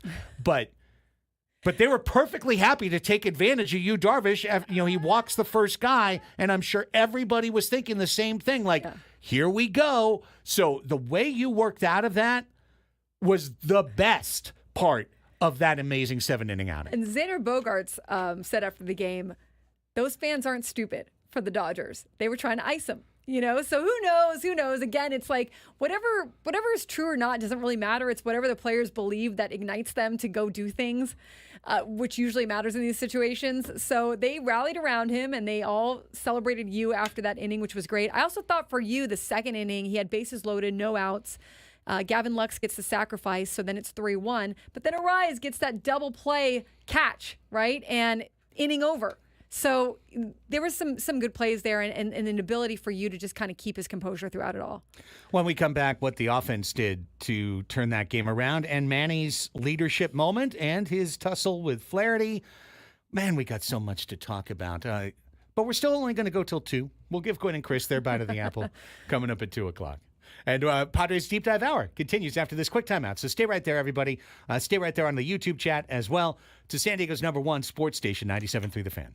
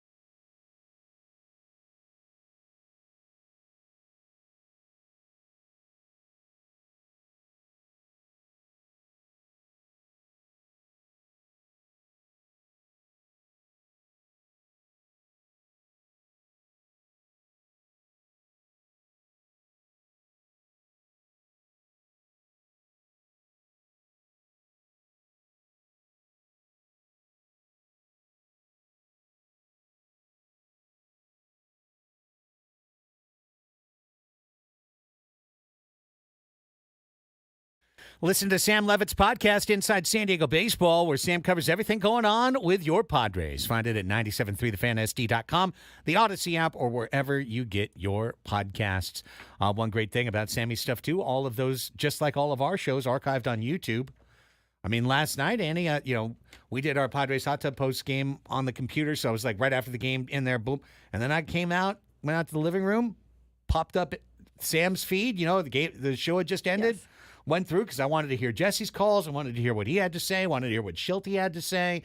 And it's like it's all right there, archived for you. So, which is great. Yeah, incredible stuff. Great work, Sammy. We'll try and get Sammy on either tomorrow or Wednesday. Usually we have him on Tuesdays, so probably have him on tomorrow. And look forward to talking with him. Okay, we talked all about you, Darvish, last night. And we talked about the moment in the 7th inning and how the dark arts were attempted to be used to turn the momentum of the game. It did not happen. One of the reasons it did not happen was because Manny Machado brought the team together, literally brought the team together. It's like something you'd see on a high school football sideline. Huddle up. It really was. It really was. And Schilt was on the outside of that huddle. He was out there like the coach listening in, going like, okay. And that is your dream as a manager. Isn't it? That you're not doing any of this. This is your players. You have to have that. In fact, you can't be the manager doing that at that point. It was exactly how it should have gone. Manny has been this club's big brother all year. He's had that role all year, and he took it on again, obviously getting into it with Flaherty. Flaherty got into it with him. Let's be clear. It started with Flaherty drilling Taddy in the 6th inning. Now, after the game, and they played the clip on Ben and Woods, I heard it. Jack Flaherty in no way said that he didn't mean to hit Tatis. He danced on that. He did. You're right. He said he was going in, and Tatis didn't get out of the way. Yeah. He was trying to throw him off balance. He said he had missed on him earlier. He wasn't going to make that same mistake. So he, in his mind, and Jack Flaherty's mind, was putting a little gamesmanship. Hey, I'm going to make you move your feet a little bit, right? And Tatis didn't, and that is perfectly fine. But Tatis doesn't need to do that. He doesn't need to get out of the way. No, yeah. He wanted to dust Fernando. Yes. He wanted Fernando to go flying, and for the hair to go flying, and the helmet to go flying, and the bat to go flying. He wanted him to be on his butt and having to pick his butt out of the dirt. And instead, not that Fernando, I mean, frankly, if that's what Jack Flaherty wanted to do, he did a piss poor job of it because he threw a fastball that ran in right onto the hip of Fernando Tatis Jr. How are you supposed to get out of the way of that? Mm-hmm. Ball came right in on his hip. Yeah. So, big mistake there. Then strikes out Manny. You're never going to see you, Darvish, strike out somebody with 2 outs or 1 out in the inning and yell at the hitter on the way back, go sit down, you bleepity bleep. But that's what Jack Flaherty did. Flaherty got his emotions got the best of him. Jackson Merrill cashed in the situation, backed up his man, Manny, backed up his captain, and got the hit that cashed in the sordid run. Yes. Which was great. Yeah, the scarlet letter run of Tatis getting dotted to be put on. And then in the next half innings infield, apparently, and this one isn't on tape, so we'll all get to mythologize it a little bit. One of the balls that needed to be chucked out of play, Manny chucked it out of play to the dugout nearest him, which is the LA dugout. Did he probably throw it in harder than he normally would? I'm sure he did. And Manny will say, I'll report what the player said. Manny said after the game, he always throws balls into the dugouts. Right. Now, he throws them at the bat boy, right? And here's the ball. So, hey, the Dodgers dugout is closer to him at this point. It was, absolutely. It certainly right was. next to him. Next to him. But Jack Flaherty did not like that. No. And he starts yelling at him. Hey, don't be throwing balls into our dugout. Don't be throwing at us. And we had a meet me in the parking lot moment. Yes. And Manny's like, cool, I'll meet you out there. It's fine. I hope they both would show up if they're going to meet because I was very bummed at the Adames. Yeah, Winker. What's his name? Winker. Yeah, Winker thing. Yeah, what's like his name? If you're going to do it, then meet. You know who used to meet? It was God, come on, take me back. Carlos Quentin and Clayton Kershaw or whatever. Yes. Or someone. No, Clayton Richard holding back. Clayton Richard. Yeah. Clayton Richard. Thank you. Yes. That's what I'm thinking of. They actually met. So yeah. Kudos to you. Kemp, I think, was part of that. Yes. Kemp was part of that. They met in a tunnel. That was a true leadership moment from Manny Machado. The Padres can put the C on his jersey. They can do it. He's the captain of this team. What you really want to take away, too, from all this is that with all the emotions that were running, they calmed back down and they finished the game with dominance. Like, they finished the game. They didn't let any of that get to them. Versus on the Dodgers side, where it did appear to get to them. And imagine that. Like, you're on your home turf. The other team is coming in, and the other team is getting under your skin. They are mentally beating you. They are mentally getting under you. And that is the worst kind of thing to give up. You're giving up so much power in that moment. So for the Padres to be able to regroup and not let it screw them over, and then the Dodgers on the other side were not able to do that, at least in that game, I think that was a huge difference of how it played out. The two hits that took the game from dangerously close, 3-1, to reasonably in control, 6-1, came off the bat of Jackson Merrill. And this is the last kind of big point I wanted to get to this hour, although there's still so much more. So much more to talk about these two games. But it's one thing for everyone to have one another's back all season long. It's one thing to have the innate confidence and knowledge that I don't need to do too much. I can do what the game tells me to do because the guy behind me is going to have the same message and he's going to have the same ability and the same goals. All of that, which has been a resonant part of the Padres 2024, that can be challenged in the heat of a playoff moment. That can be challenged in a moment of ultimate stress. And the one moment Saturday that I was the most disappointed in, to be honest with you, was Manny's at bat in the top of the ninth inning against Blake Trinan. A visibly tired and struggling Blake Trinan because Trinan could not throw his breaking ball over the plate. He couldn't do it. But Manny chased his pitch 3 times in a row to be out. And in that moment, Annie, I thought to myself, it's one thing to trust a rookie all season long, and it's another thing to trust a rookie in a divisional playoff game with 2 outs in the ninth on the road at Dodger Stadium. And in that moment, it felt, of course, Manny would never have to confirm any of this, but it felt like he was trying to take the moment. Like, I'm Manny, I need to get the hit here. And the next couple of at-bats that he had in game 2 felt the same way to me, that he was trying to grab the ring instead of taking what could be given to him. So I thought maybe the most important lesson that came out of game 2 was Manny seeing Jackson Merrill have his back and pick him up after Manny struck out in the 6th. And then in the 7th, after the meeting, 8th inning, right? Manny flips a little single out there with 2 outs, not trying to do too much. Back in control of himself, just flips a little single into center field. What does Jackson do? Oppo bomb, right? To take the game out of reach. Huge composure for a 21-year-old who is making his debut in the playoffs and was said on Saturday after the loss, just another game. And I don't know if I fully believe that, but for him, he says it's just another game, right? Yeah. I thought what he said after the game about the delay on the field was so... I like talking to Jackson Merrill because he has his own thoughts. He thinks differently than the rest of everybody sometimes. Xander's the same way. He said, Jackson Merrill said, I was more upset at the fact that we're trying to play baseball and they weren't letting us. And by the way, he told this to a small group of media that was there after the game. He said, I'll never disrespect fans. I'll never do that. Fans are the reason we play the game. But for the Dodgers, I didn't like that for them. It made me feel bad for them. You want fans who support you guys and are behind you, not trying to get at the other team. It kind of took away from the game. I just wanted to keep playing baseball. But, like, he understood that in that moment. Like, hey, Dodgers fans, just support your team. Just cheer on your team. Like, that's what they do for us at Petco Park. Don't try to get the other team. And you know, we don't need your help right now, right? You know what I mean? Yeah, and whatever. yeah. Like, it was just a moment that I thought for Jackson Merrill to observe and understand. And he said he was more worried about Jerkson Profar in that moment, you know, getting hit with something than anything else. And then he goes out there and has the composure to get that hit in the next inning. And really cool for him to see. Again, he's growing up. This is his first year in baseball. He's going to expect that this is what it is every single year. And maybe it will be for him, but maybe it won't, right? It wasn't for Xander Bogaerts after his first year winning the World Series. And so the evolution of this for Jackson Merrill and the experience he's getting and then what it could mean for the clubhouse in future years, it's a big deal. Even after game 1, he was quoted saying, you know, he's out there having fun playing the game. And a guy I was watching the game with yesterday was like, he wasn't so happy with it. I'm like, dude, no, this is our Jeter.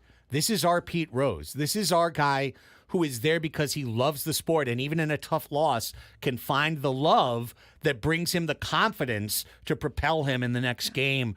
That's Jackson Merrill. Trust the kid. I think Manny is going to trust the kid the rest of the playoffs, and I think that's going to be huge for this team. When we come back, everything else on the Sports Fix.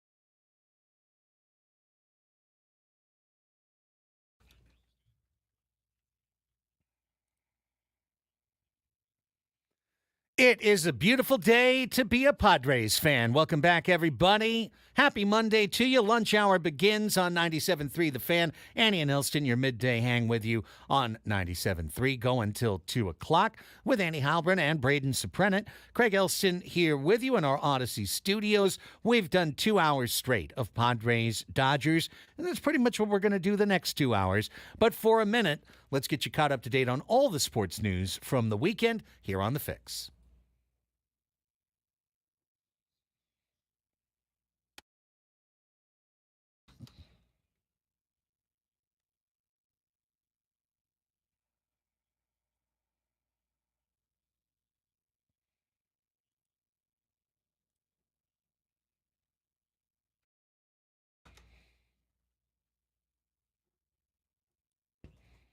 It's all the news that's fit to speak for Monday, October 7th, 2024, your 12 o'clock sports fix. We still have baseball front and center, though, in our sights as Annie goes through all the latest playoff news. All righty, let's start with the game happening today. The Guardians announced a roster move ahead of Game 2 of the ALDS this afternoon. Angel Martinez will sub in for Tyler Freeman, who has been removed from the roster after suffering a left oblique strain. Freeman hurt his oblique while playing in a simulated game. Major League Baseball has already approved the substitution.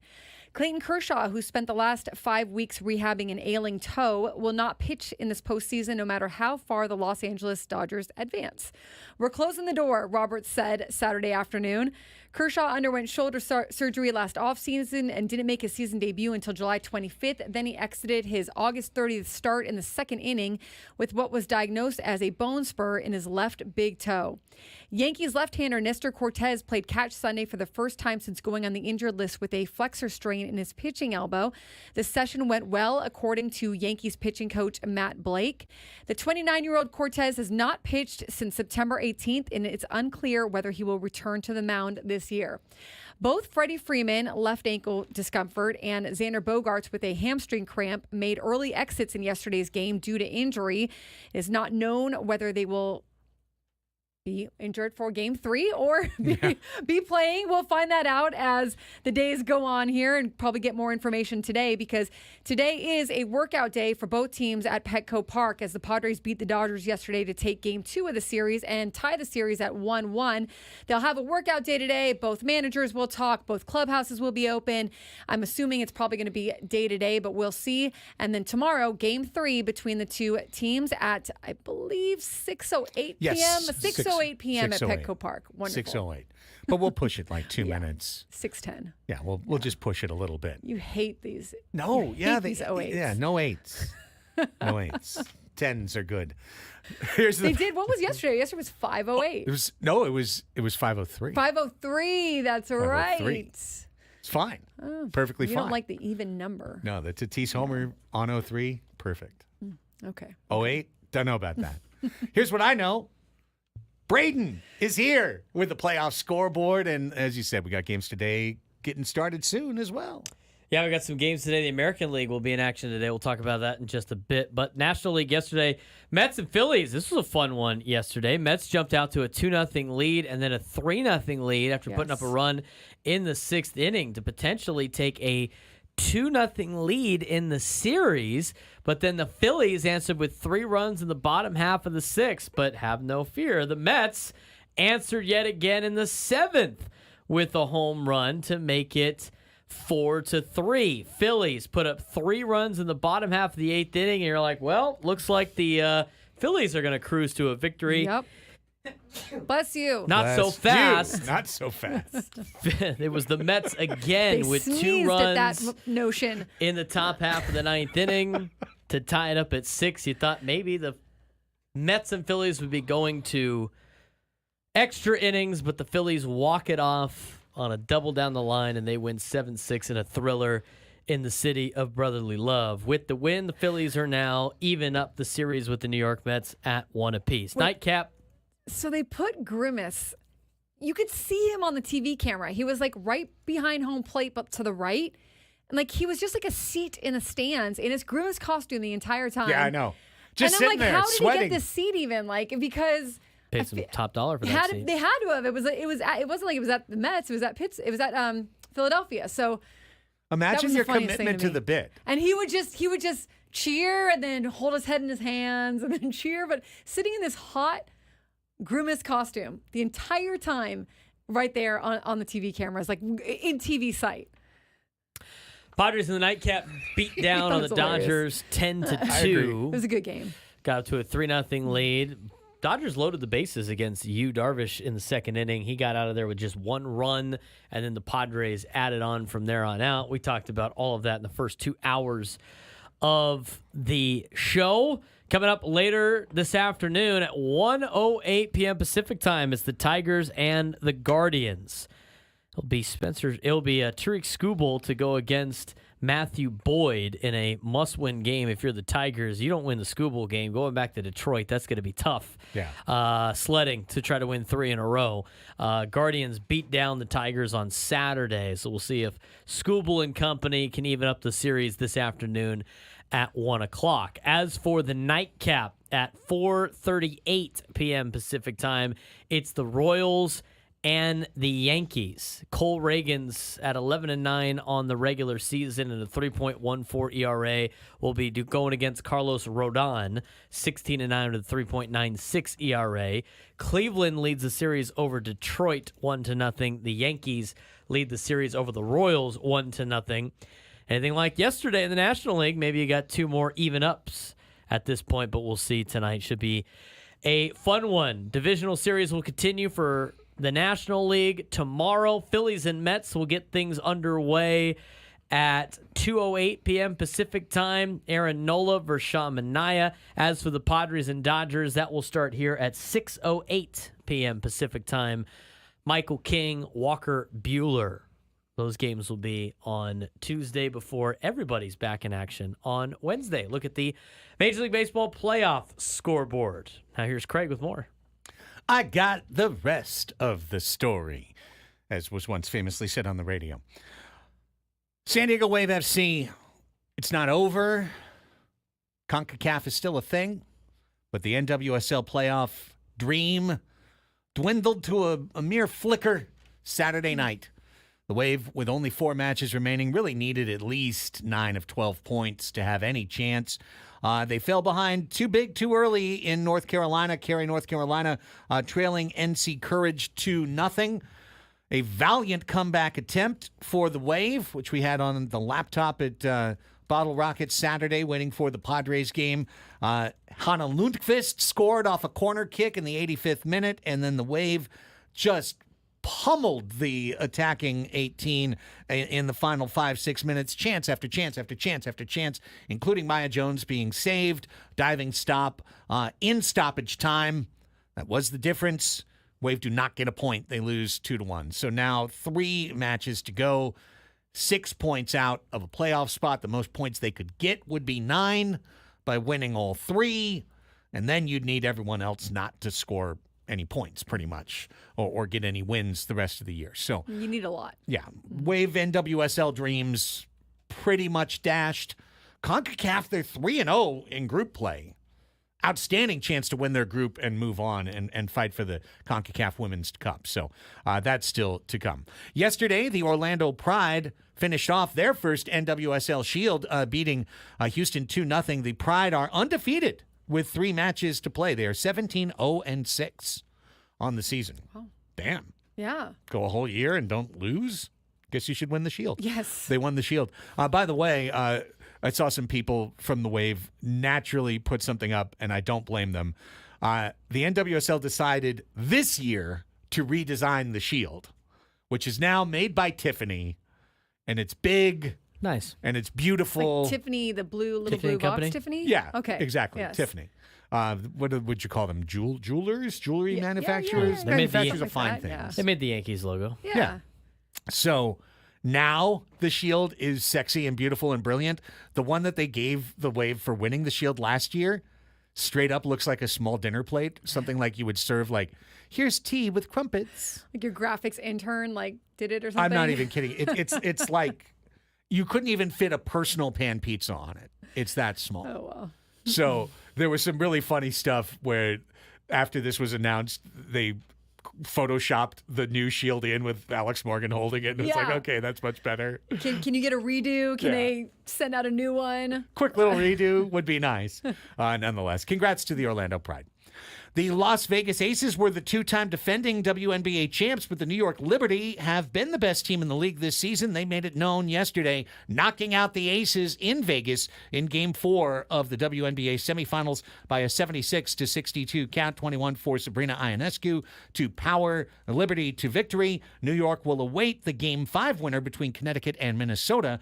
The Connecticut Sun won 92-82 yesterday to tie the series 2-2 and force a decisive finale. Shams got the gig. It's official. ESPN has hired Shams Charania to replace Adrian Wojnarowski as the network's NBA insider. Shams made the announcement at about 10 o'clock this morning. Presumably, Adam Schefter is grumbling on his phone to somebody right now about how he's way better than Shams and what's Shams doing around here, and I don't like Shams. The NBA preseason is underway. Last night in Coachella Valley, the Lakers saw LeBron and Bronny James play together on court in a real game for the first time. It's actually the first time in any NBA game ever that a father and son appeared on the court together, never mind for the same team. Did the Lakers win? No, of course not. Okay, because I like this. I'm sorry. I like the storyline. I like it. I like the little banter afterwards. I like Bronny Jr. being like, I keep wanting to be like, hey, look what my dad's doing. And then I can't, like, I don't care. I like it. That's great. LeBron set a screen for Bronny. And There you then as go. Bronny lined up the three, you could see LeBron's like, go ahead, shoot it, son. And then, of course, he missed. But Now, I mean, they need to win, Yeah, I think, for eventually. this to not get tired at some point. But in all likelihood, Bronny James will be appearing at Front Wave Arena multiple times this year for the Bay Area Lakers when Right, they take on the right, San Diego right. Clippers. right, Like, this is more just yeah, this is fun. fun. But time, I'm right, sure yeah. at some point they'll appear in an NBA game together. Yeah, I And do. that'll I be think sick. I think it's cool. Tonight, the NHL season begins. NHL is a funny way to roll out their season. Tonight's opening night. Wait a minute. One game. After they had one game last week? Yeah. Yeah, In they Prague? had one game in Prague on a Friday morning. Then today, one game. Is it the defending champion? No. Is it the finalists from last year? No. Oh, well, it is a team in Florida. Florida won the Stanley Cup. It's not Florida. It's Tampa Bay hosting Nashville. Because reasons. Nashville, Tampa, opener, solo spotlight. Then tomorrow, It's your more traditional teams. yeah. Then tomorrow, 3 games. And then Friday or Wednesday, 5 games. Like, they're just like, it's like a soft open of a restaurant that's trying a new format. MLB with their 3 a.m. Korea game says, "Hold my beer." Yeah. Oh, that's true. That's true. But these aren't international, right? These aren't No, being played. these are just games. That's weird. That is weird. Yeah, like, it's opening Right. night. Like it's like a soft opening launch, like the night. deli. Yeah. They're like, we got to make sure we can handle all the customers first. Well, go Have enough enjoy pastrami. Nashville, Tampa Bay. Right? We're just training our line cooks. Right. So please enjoy Nashville, Tampa Bay, this little aperitif, an amuse-bouche, if you will. There was another U that won yesterday. Another winning U, Kevin Yu, won his first PGA Tour event, birdieing 18 to end his round, and then again in a playoff to win the Sanderson Farms Championship in Jackson, Mississippi. Congrats, Yu. Top tennis was in China this week. Coco Gauff won her 8th career title, winning the China Open in Beijing, first American to win there since Serena Williams in 2013. All right, how about that oblong thing that they kick and throw? The football. Here's Braden with that story. Here's all the football. We have some news in college football. The Southeastern Conference has fined Vanderbilt and Arkansas after their fans stormed the field following upset wins on Saturday. Arkansas was fined $250,000 after its 1914 win over then number 4 Tennessee because it is a second offense. Ooh. Future offenses will cost the school $500,000. It was Arkansas's first home win over a top 5 opponent since beating Tennessee in 1999 when they were number 3 in the country. Vanderbilt, a first-time offender, they didn't really storm the field too many times over there. They were fined $100,000 after a 40-35 win over then number 1 ranked Alabama. It was the school's first win over a first team in the country. Fans tore down a goalpost and dumped it in the Cumberland River, Beautiful. 2.5 miles from the stadium. As something that's been to Nashville multiple times, I'm going to tell you right now, That is a long 2.5 miles from Vanderbilt all the way down Broadway to the Cumberland River. I mean, it's just walking down Broadway is very long. And to take the goalpost and walk from where Vanderbilt is all the way to downtown and then through downtown on a Saturday night in Nashville, by the way, with the goalpost to throw them into the Cumberland is a lot. That is a lot of effort. But you know what? You don't beat number 1 Alabama all the time. In fact, it was such a rarity that during Ole Miss's press conference with Lane Kiffin after they won their game, he's distracted during the entire press conference because they got the game on television. And he's watching the game, and he's asking the reporters, how many timeouts does Bama have left? And, like, going through. And he's like, I'm sorry, but this is never happening again, is what he said. Vanderbilt is never going to beat Alabama at home again. And so I guess if you have a win like that, you take the goalpost, you take it 2.5 miles, you go right down Broadway, and you throw it in the Cumberland River, which is a very shallow river. So were people just holding it like lengthwise? Like was sure, it was like, a group effort, it got right? cut Like up in there. It got cut into a couple different pieces. It didn't take long. Unlike the field goal that is still sitting in that part of the river in Knoxville, the Cumberland River, being in Knoxville, Tennessee, being a smaller city than Nashville. Yeah. That one's still sitting in the river. Solid. Nashville Fire Department got rid of the field goal immediately out of the river to keep it from being a hazard. It's a more major thoroughfare. It sits between Broadway and Nissan Stadium. There's some ships that go through there. It's a lot more shallow of a river over there in the Nashville part of the river. A bunch of ships because they run into the old piece of goalpost. That would be This is horrible. out there. So now they have to get a new goalpost. Yeah, that happens more Yeah, times than not. yeah, Vanderbilt yes. took advantage by setting up an auction to sell pieces of the one that was thrown Nice. into the river. Hey, So, I can sell you some bags of dirt that are official bags of dirt that may or sure may you not could. have come from the stadium This as is well. true. Tennessee did the exact same thing. They put a GoFundMe together to raise money for new field goals that ended up Solid. raising enough money to cover the field goals and more. Nice little opportunity for the Vols when they knocked off Alabama. But, you can only beat Alabama once. Steve Sarkisian expects quarterback Quinn Ewers to be ready to start when Texas plays Oklahoma in the All-State Red River rivalry. Say that 15 times fast. On Old State Red Saturday. River rivalry. Red River rivalry. It used to be the shootout or something, but rivalry may. That'll be in Dallas at the Cotton Bowl. It's the only game that stadium hosts anymore. During the fair, could you imagine the Del Mar Fair had a football game in the middle of it? No. Like as one of the events. That would be so sick. Instead of monster trucks, they Right. have here's the Texas-Oklahoma football game Yeah. at the stadium. Roller derby? No, SDSU Hawaii. We got San Diego State, Hawaii. Whoever wins gets to win one of those big stuffed animals. That Yes. actually it's pretty fun. I mean, I've been to the Texas State Fair, but like to go to the fair and then go watch a football game, and then you're like, "How are we gonna get a turkey leg now?" Yeah. Have some Yeah. funnel Then cake. there's Let's go on the probably a rides. post-game concert. It's probably the Yeah, whole it's thing. probably legit. Right. I hear John Tesh is playing at 8:30. Right.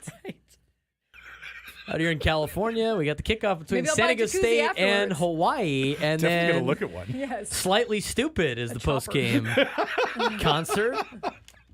Awesome.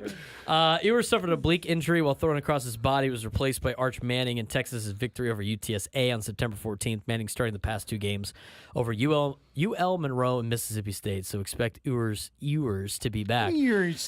Sean Payton and Bo Nix got into an argument yesterday in a 34-18 victory over the Raiders at Empower Field at Mile High.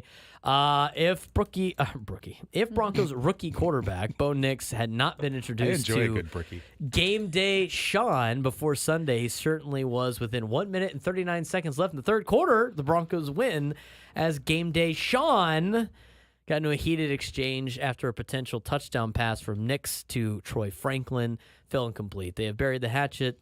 Sean Payton says it's part of the deal. There's still a little Ferris Bueller in this player that we've got to get rid of. Talking about Bo, I don't know what that means. And I love him to death. Sometimes it's my love language. As somebody that is on sidelines all the time, yes, this does tend to happen. But Game Day Sean is an interesting phrase. Maybe I should save that for Coach Sean Doyle. Yeah, Game Day Sean. Sean. Game Day Sean. Yep. But Sean Payton and Bo Nix have buried the hatchet. In advance of Hurricane Milton, Buccaneers are leaving the Tampa area early this week and heading to New Orleans on Tuesday ahead of their Week 6 game at Saints. The team was able to secure the necessary hotel rooms in New Orleans to avoid another flight on Saturday. According to National Hurricane Center, Milton has strengthened into a Category 5 hurricane with maximum sustained winds of 160 miles an hour over the southern Gulf of Mexico. Its exact track is still to be determined, but Hillsborough County, which includes Tampa, has begun issuing mandatory evacuations for zones A and B and all manufactured and mobile homes. It could make landfall Wednesday in the Tampa Bay area. So from a sports standpoint, Buccaneers are leaving town early. From a human standpoint, hopefully everybody in Florida is safe. Batten down the hatchets. If you need to evacuate, please do, for all of our Tampa listeners out there. But hopefully everybody's okay after after Hurricane Helene just ripped through the southeast region part of the United States. So that's it for our football reports. I saw Guy Fieri was at Guy the Fieri SDSU was game. at Guy Fieri was at the game. When his son goes to SDSU. Yeah, his son's in Aztec. Guy Fieri is a UNLV running Reb, but it was fun to see him say, go Aztecs and all that fun stuff. And Aztecs won. Aztecs won. And then, of course, the most important news of the day, Shohei Ohtani's next at-bat is 30 hours Still away. coming up, 30 hours and counting. Stay tuned. You can Almost hear here. his We'll get a at-bats graphic right here on 97.3 The Fan. San Diego State won 27-24. San Diego beat Presbyterian in overtime on an 87-yard fumble recovery for a touchdown in the first possession of overtime. Ooh-wee. San Diego had not led for any point in the game. They did not lead at all during any point in the game. They won the game on a game-winning fumble recovery for a touchdown. Presbyterian deep in the territory, about to be scored on. Yes, it was the first possession of overtime. USD committed 2 face mask penalties. It was the only forward progress Presbyterian had in overtime. Presbyterian's starting quarterback, Colin Hurst, had a heck of a game, but splits time with the coach's kid, Ty Engelhart. Ty Engelhart came in on third down of overtime and fumbled the ball. Got smashed, fumbled the ball, scoop and score, Ruben Lopez, and USD leaves with victory. After, again, not leading for any moment of the game. Not a single second did they have the lead during the game because the game ended as soon as they scored. That's insane. How many times have you seen that? Yeah. Perfect punctuation to our weekend in review, 12 o'clock Sports Fix. When we come back, the story that developed right after we got off the air on Friday, let's go back to touch upon it, as Joe Musgrove is not just out for the playoffs. Joe Musgrove is out. He's just out. He's out for a while. He's heading to surgery. We will discuss what the Padres will do going forward when we return. Annie and Elsten, rolling till 2.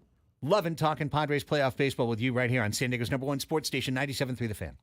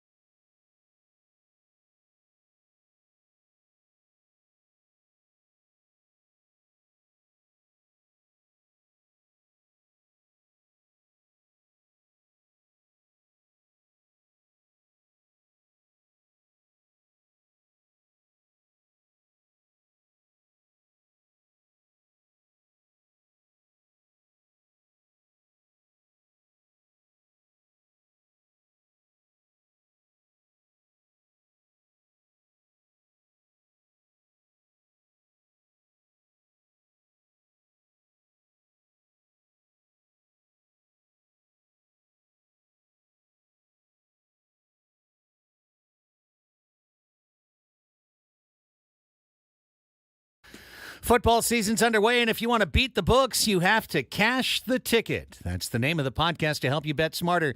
Cash the Ticket. Hosts Mike Valenti and Jim Costas set the stage for the weekend of football with tips and tricks to help you bet confidently. Follow Cash the Ticket on the free Odyssey app or wherever you get your podcasts. We got to also get back into and give it its due, The Catch by Jerks and Profar. Topps now has just put out a baseball card of it. You can buy a baseball card of Jurickson going into the stands for the catch. I hope Art But Make It Sports Sports But Make It Art or whatever, that account, because the photo that Casey Alfred took of him in the crowd with all the blue surrounding Jurickson Profar and his arm extended and his feet are off the ground. You can zoom in on any person in that photo and see like a different facial expression. Yes. And now I'm seeing new footage of the actual catch, video footage that I didn't see last night, where I didn't know if he caught it or not. No one seemed to know if he caught it or not, but Xander Bogaerts figured it out before he turned it around. Yes. And Xander lifts his arms up in the air. And then you see all the Dodgers fans kind of like laughing at Profar too. Like they were having fun in that moment. I mean, it's a 1-1 game. It's earlier. Well, then it's 1-0. Back to 1-0. It was 1-1 for a second. I think it got to them maybe a little bit afterwards. But at that moment, I mean, it was just a magnificent troll job by Jerks and Profar, and you can clue in on, if you watch the video, anyone's different face at any given moment is like a different reaction, and it's just hilarious. It's great. It truly is. Yeah, I was watching that exact same thing we were talking about. The first person in the stands and left who realized it was about a 10 or 11-year-old boy. See him sit down. Yeah, who's next to the guy that is in the tangle, right? So as Jurickson goes in, there's one guy who he's kind of tangling with for the ball, and that's who he's hopping in front of. And the kid is sitting immediately to the right of that man, and he knows what happened, and he just sits down. He just gets a really plain, sad look on his face, and he just sits down in his seat. Everyone else is yelling and screaming, and then, and as you mentioned, there's Xander, two arms raised. He figured it out. He knew. He must have saw that ball right in his webbing there, and then also the guy that kind of had, it was a Dodgers fan, in the front row, he kind of had his hand sort of up in the glove or whatever. He kind of gave Jurickson a look like, okay, good one. Yeah. You got me. Like it was pretty funny. Like you had to respect it at that point. And then Fernando said he couldn't tell if he had it or not, but once he realized that he had it, he was just screaming, like he was losing his mind. He's like, Jurickson couldn't hear me, but I didn't care. I was screaming, happy that he was playing that way. And Jurickson said, look, I always wanted to do it. Yeah. He told the broadcast, he told people after the game, I always wanted to rob a home run, and I got to in the playoffs. Like, how cool is that? I mean, I knew he caught it because only Jurickson would jump like would that? jump like Okay, that, would okay. jump like a child. I mean, literally like a kid, like bouncing, like, He's I got messing it, with I them. got it, I got it. You know, the way he bounced like that, I knew it. And then, of course, Joe Davis kept screaming.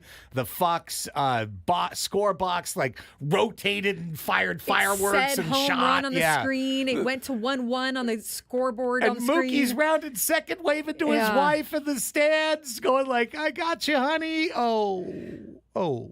It was so deflating. I mean, it just was so, if you're Mookie Betts, and also you're already struggling, you're already having a bad postseason experience, not just this year, but the last 3 years, you know, you think you got one, and it was right there. I mean, had it been like a few inches farther, I he mean, couldn't have literally an gone inch and a there. half would have been Right. enough. But it was there for Profar to take, and then he turns around and he gives that Profar smile, and you're like, oh man. It's So on. sick. It's going to be that kind of game. So sick. Yeah, Dominic in the chat, I mean, nothing Jesse could do because that ball's down the corner, speaking of our Jesse Agler, because called it a literally home the run. third base umpire Yes. signals homer. Yeah. So what are you supposed to do, you know? And, of course, he had to call it a home run, and then, you know, Jurickson, he's not trying to help out the broadcast there. He is in the midst of the troll of his lifetime. What an incredible, incredible moment in that game. To be sure. And listen, as we said at the very beginning of the broadcast, that started the night. Yeah. Everything to follow. Flaherty MFing Machado. Machado's tossing the dugout. Fans throwing balls at Profar. Fans throwing beer cans at Tatis. Fans throwing beer cans at our relievers in the stands or in the bullpen. All of that started with the, and I'm not saying Jurickson's at fault. I'm saying that was the initiating moment. Oh, yeah. Was his joy and putting it right in the face of the fan and being like, you thought you got me, but I got you. And it would have been such a different game if Mookie had hit it and it was 1-1. I mean, it doesn't mean that the Padres wouldn't have gone on to win it, but just the absolute tone and tenor of that game at a tie ball game would have been way different than being able to get out of that inning really, without that kind of damage. And if you're baseball, if you're Major League Baseball, you are like Teoscar Hernandez said, I want the Padres. It's good for baseball. I don't know if it's going to be good for the Dodgers, but it's good for baseball. It certainly is. Like this series, as well as I think Mets Phillies, very, very good for baseball right now. Incredibly good for baseball. I couldn't agree more. I'm just watching that over and over. It's hilarious. So great. Okay. It's all so right. great. Joe Musgrove. What's not good for baseball is losing a great pitcher. Yeah. Joe Musgrove is out. Now listen, it's the nature of the game. Speed, spin, high velocity, maximum effort. Arms go now in Major League Baseball. And every year you see it in a wave at the very beginning of the season, and then you see some at the very end of the season of arms that give out. But when we last spoke on Friday, all we had was Mike Schilt in a press conference saying Joe's out for the postseason, and then the very, very ominous, we'll have more for you later. And we did pick up on that on the show as a blinking red warning sign that something bad was coming. What was coming was that he has a UCL tear now in his elbow, and that means Tommy John surgery. Now, is he going to get the revised Tommy John? Is he going to get the brand new, supposedly faster back treatment Tommy John? Who knows? That's a decision for the doctors, the trainers to make. But here's what we didn't know Friday, but we should have, which is that, not that we should have in terms of we missed it. This is the story, which is that Joe Musgrove knew. He knew when he came back from his summer bone spur absence, he already knew there was a tear in his UCL. He knew that by coming back, changing his mechanics to alleviate pain in the spur, that he was going to tear his UCL. It was, as he said himself, only a matter of time. And Joe went into those starts, clear eyes, full heart, knowing he was going to injure himself at some point, but he was going to give literally every pitch that was left in that right arm until the UCL tore. And it tore against the Braves. And that's that. Like, he gave it his very all till the minute his arm said he couldn't. So much respect for Joe Musgrove. And it's important to point out, a lot of pitchers have tears in their UCL. And actually, it was when Joe came back from that MRI in the summer that it showed significant tear. And they said, you're going to have to get the surgery at some point. You're due for Tommy John. But how long can you go? He said, how long can I go? Hey, well, it doesn't look like it's going to tear to that point that you need it yet right now. So go ahead and go out there. Go ahead and pitch. I don't think Joe thought that was going to be it for him. I think he thought, okay, let me just make it through the season. Let me make it through the season and the postseason, and I'm be able to go ahead and have the Tommy John surgery after the season. And it just gave out on him. It got to a point where it just wasn't going to allow him to throw another pitch. But he literally threw every pitch he had left in his arm for the Padres this season. It is a literal fact. He could not throw another pitch. Kyle Higashioka ran out there and said, that's it, buddy. And then they got an MRI and they confirmed it. He gave everything he had to this team, and I don't believe that they would have made the postseason without him down the stretch. No. There's no way of knowing that for sure. Maybe they could have plugged that gap, but he was so dominant. And then think about that for him. You get the news that you're most likely going to need Tommy John surgery in the middle of the summer, and you're like, okay, let me go out there and let me just do the absolute best I can. And he goes out there and he has one dominant start after another, and he's probably like, you know what, I can manage this. Like, this is, we're getting a little lucky here. This is good. This is fine. And then your arm just, when it's time, your arm just, it's time for your arm, right, to say that it's done. But Joe Musgrove deserves a ton of respect for the way that he went out there. He fought. He gave them everything he had. I'm glad he's part of the dugout still right now. I don't know when he's going to get this surgery, but at least for right now, he's out there cheering them on and probably giving people whatever edges he can find in the game to make them better out there, right? But he's just such a big boost in this clubhouse and such an important piece of this clubhouse that it was so hard watching him talk to the media on Friday because you could tell how much it meant to him and how heartbreaking it was for him to not be able to continue on. 100%. And, Joe signed at the beginning of 2023 a 5-year, $100 million contract, and that year started with injury, and basically each of his first 2 years of the contract have been a stretch of effective pitching sandwiched around injury. And now it's the injury for a starting pitcher. Although, to be honest, a shoulder injury is the injury. It's the one that really makes you nervous about the future of a pitcher. Today, Tommy John, you can come back from Tommy John. Everyone comes back from Tommy John. It's just a matter of the time, and he will miss 2025. He'll miss all of 2025. He'll miss part of 2026. And then when he comes back, he'll be in that spot where you're managing him through 2026 because he's just back from the injury. So really 2027, the last year of the deal, is going to be full strength, full health, full go Joe Musgrove. The next 2 years are not going to be that, but listen, I think they'd still sign him today if they knew what was coming. 12 to 14 months for Tommy John, isn't it? Well, it can be 15, it can be 18. Yeah, it's going to depend on how not how he responds, how his arm responds. Yeah. It's not going to be any. He's going to work his butt off to get back, but you don't want to, as with any injury, you don't want to mess it up as well, right? So wow, Viva Padres, that you might not be wrong. Viva Padres in the chat writes he'll come back to Ethan Salas as his catcher. I mean, literally, he might. Yeah. And that's one of the things he said that was so poignant was that I know that I've played for the last time with some of these teammates of mine because I know they're going to be moving on and I'll be injured. And that's why you realize when they celebrate the way they do, when they appreciate the moments or they have their champagne celebrations, why it's so important. Because this is it. You're never going to have this team the exact same way that it is right now. Again, not everyone's going to come back next year.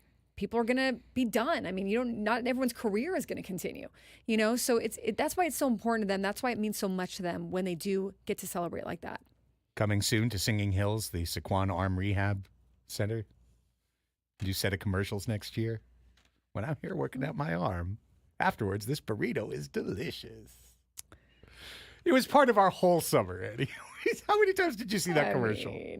Joe, whatever he does, it will be fine during that stint. It's wonderful. He is their spokesman. Yes. I don't know what they're going to do. That's funny. But, hey, yeah, that's a hole to be filled. And once the warship lands, when the playoffs are over, we'll talk about it. And look, I don't mean this to sound trite, but it's better that they know now and that the team can figure out a plan for next season versus trying to give it a go, if maybe it wasn't torn to the point where he needed it immediately.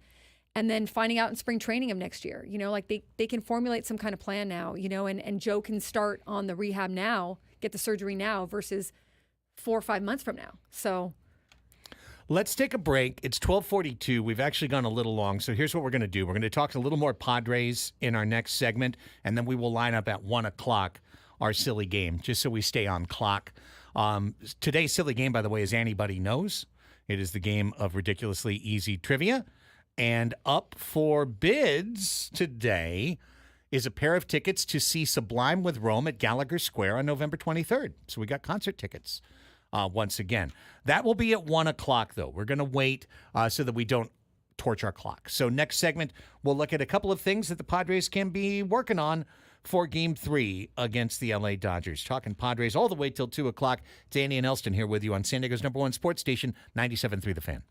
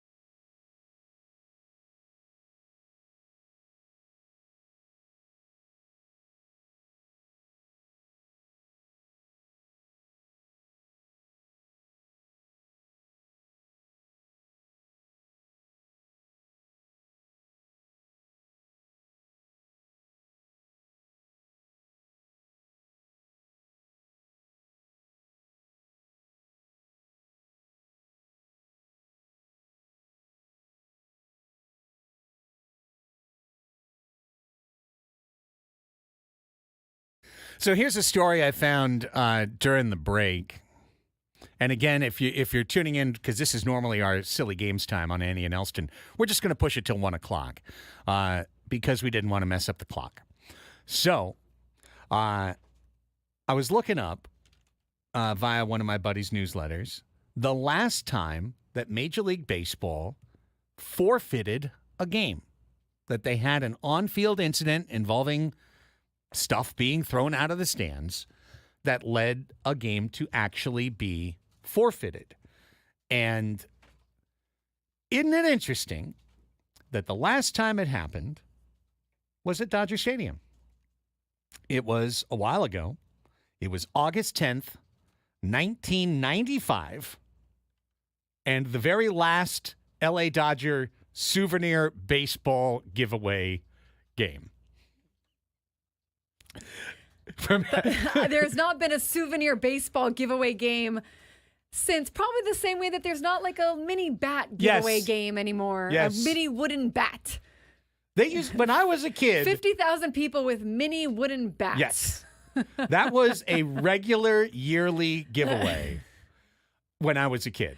And I used to have those mini wooden bats. Yes. I had one from a Dodger game. I had one from an Angel game. The Angel bat was longer and sturdier than the Dodger one. And so when we played paper ball, we'd always use that little bat. Like we'd have our little, rolled up paper with not masking tape. What's the yellow tape? You know what I mean? Just that regular tape you have in every classroom, that you just wrap it up. Not the clear one, but you know what I mean. Yeah. We'd wrap it up, throw it. Can't do it anymore. Then it used to be giveaway baseball games. Now, sometimes they'll have a baseball giveaway and it's like a coupon that you get when you walk out to be redeemed. But the reason they don't give you baseballs is because you idiots will throw them on the field. And that's what happened August 10th, 1995. Dodgers souvenir baseball game celebrating previous Rookie of the Year winners. In the 7th inning, there was a delay when some idiots threw baseballs on the field, a 6-minute delay. Then they stopped throwing balls until the bottom of the 9th inning when somebody threw one at Cardinals right fielder John Mabry, and instead he tossed it into the bullpen, and that led someone to throw another one at outfielder Brian Jordan. Then 6 pitches later, Raul Mondesi got rung up on a pitch that was outside and got thrown out of the game, and Tommy Lasorda came out to argue, and all of the fans in the stands threw their souvenir baseballs on the field. According to this ESPN story, quoting, the grounds crew filled 15 or 20 buckets with the spent ammunition. After a 5-minute delay, the Cardinals returned to their positions, whereupon one bleacher fan threw a single ball onto the outfield, and the umpires made the abrupt decision the game ended in a forfeit. The Cardinals' 2-1 lead was ratified, but would officially be recorded as a 9-0 win, as all forfeits are. Tom Henke got the save. It was the last forfeit to date in Major League Baseball. And it had to do with Dodgers fans throwing baseballs onto the field. Yes. Yes. What do you know? Time is a flat circle after all. So there's a little story from the past for you. That's a pretty good one. There was the thought, could they stop the game if it gets any worse? And in fact, the pool reporter asked the crew chief yesterday, and they said, yeah, we will stop the game if we need to, for sure. But we weren't at that point last night. But can you imagine? You can't stop the baseballs or the debris from raining down. I mean, It could get to that point easily where you can't stop the beer cans or the bottles or whatever. Who knows? Food, baseballs from flying out there. And at some point, they got to take the players off the field and be like, no, we're too concerned for their safeties, and maybe even just have a longer delay or something. So, yeah, I'm glad it didn't get to that point last night, but now we know when it did. Yes. In 1996, was it? Yeah, 1995. 1995. 1995. Mm-hmm. Souvenir baseball night. Yeah. Whoopsie daisy. Okay, we talked about this a little bit earlier, and the Padres have one area that they definitely need to shore up, which is offense between innings 3 and 7. That has been a struggle so far in the playoffs. Padres have done a great job of jumping on the opposing starting pitcher early in games. They've done that so far pretty much 4 straight times. They've done a pretty good job at the end of games, either creating chances or cashing in chances, as we saw yesterday. They have struggled a little bit in innings 3 to 7. And certainly, as we said in game 1, LA throwing almost all their best arms just back to back out of the bullpen. That's, something that they can do.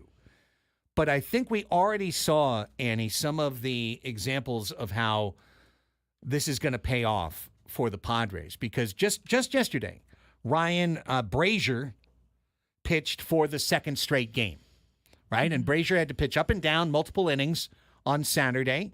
He came back to pitch yesterday, and he gave up the home run to Merrill. Yeah. So already, seen him once, second time, boom, hit him. Now, it's not in this series, but just last week, the Padres saw the debut of Edgardo Enriquez. Got their first look at the kid. Kid shut him out for an inning. Come back, second time, boom. 4 hits, 2 homers, 3 earned runs. And with Banda and Hudson and Grove coming in, literally every Dodger reliever has been in the series after 2 games. So that means every single guy who comes in the rest of the series, the Padres will be getting their second or third look at him. Yeah, and they're getting a little bit of rest with these days off and a little bit of ability to reset that bullpen on both sides. But for the Padres to only need to use Tanner Scott and Alec Jacob yesterday, put them in a fortuitous spot of not giving the Dodgers hitters also more looks at their guys, which could be a storyline as this series continues. Let's take a timeout. Now, when we come back, we're playing Anybody Knows, the game of ridiculously easy trivia with a chance for you to win a pair of tickets to see Sublime with Rome at Gallagher Square. 833-288-0973. Give us a call. 833-288-0973. We'll play the game when we come back.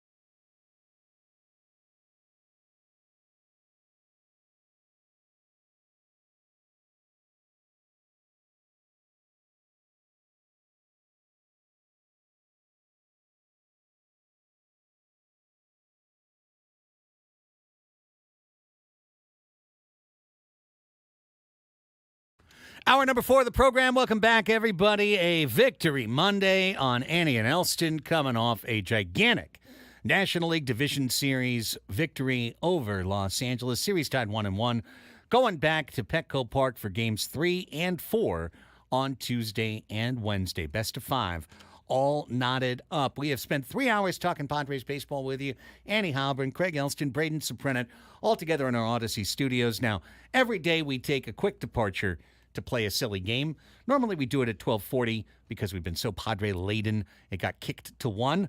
But today we play the game of ridiculously easy trivia known as Anybody Knows, where you get to take on Annie Halbern in 10 easy trivia questions. And if you can tie or beat her, you will win today's prize. I need to go. Well, I mean, you can if you want. Okay. Pair of tickets to Sublime with Rome at Gallagher Square on November 23rd. Tickets are on sale now at Ticketmaster.com. Now, as we have done, like we did last week, Braden, for these tickets giveaways, we need to have a contestant playing for him or herself, and we need to have one person who is on the line to win if Annie wins. So, today's contestant playing for himself is Darren in Alpine. Good afternoon, Darren. Welcome to the show. Hello. Hi. What's up? Are you ready to play Anybody Knows? I am. Outstanding. Tell us a little bit about yourself, Darren, before we play the game. Lifelong San Diegan and love the Padres and rooting for them, win or die. There it is. Darren, if you can tie or beat Annie in this game of 10 easy trivia questions, which will be read to you by Braden Suprenant over the course of 60 seconds, you will win a pair of tickets to Sublime with Rome at Gallagher Square on November 23rd. Now, if Annie comes out on top, then, random pick, Johnny in San Diego will win those tickets instead. Hi, Johnny. Welcome to the show. How are you? Woo! I'm good. Johnny, you are rooting for Annie in this game. If she wins, you win, and you get the tickets. Otherwise, Darren gets the tickets. So hang on the line and think good thoughts about Annie Halpern. Instead, we're back to Darren now. All right, Darren, you Here we got go. 1 minute on the clock to I'll keep answer score. all of these questions. Craig will keep the score for us. And again, don't overthink it. They should be easy answers. Not necessarily all easy, but they should be your first go-to answer. We'll start the clock once I ask you question number 1. If any of them stump you and you want to go back later, you can say pass if time remains. Let's start with question number 1. This person's job is to try on clothes for photos and runways. They are called a Model. model. That is correct. Someone who bucks the rules. Also, James Dean played a character like this. They're called a Pass. What Passes. does hazmat stand for? Hazard materials. Hazardous materials is correct. This insect will flash a little light on a summer evening.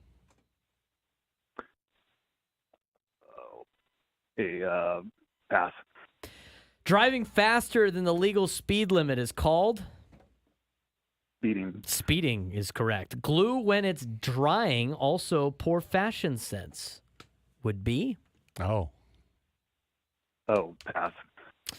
Flat broken pieces of sugar candy with embedded peanuts.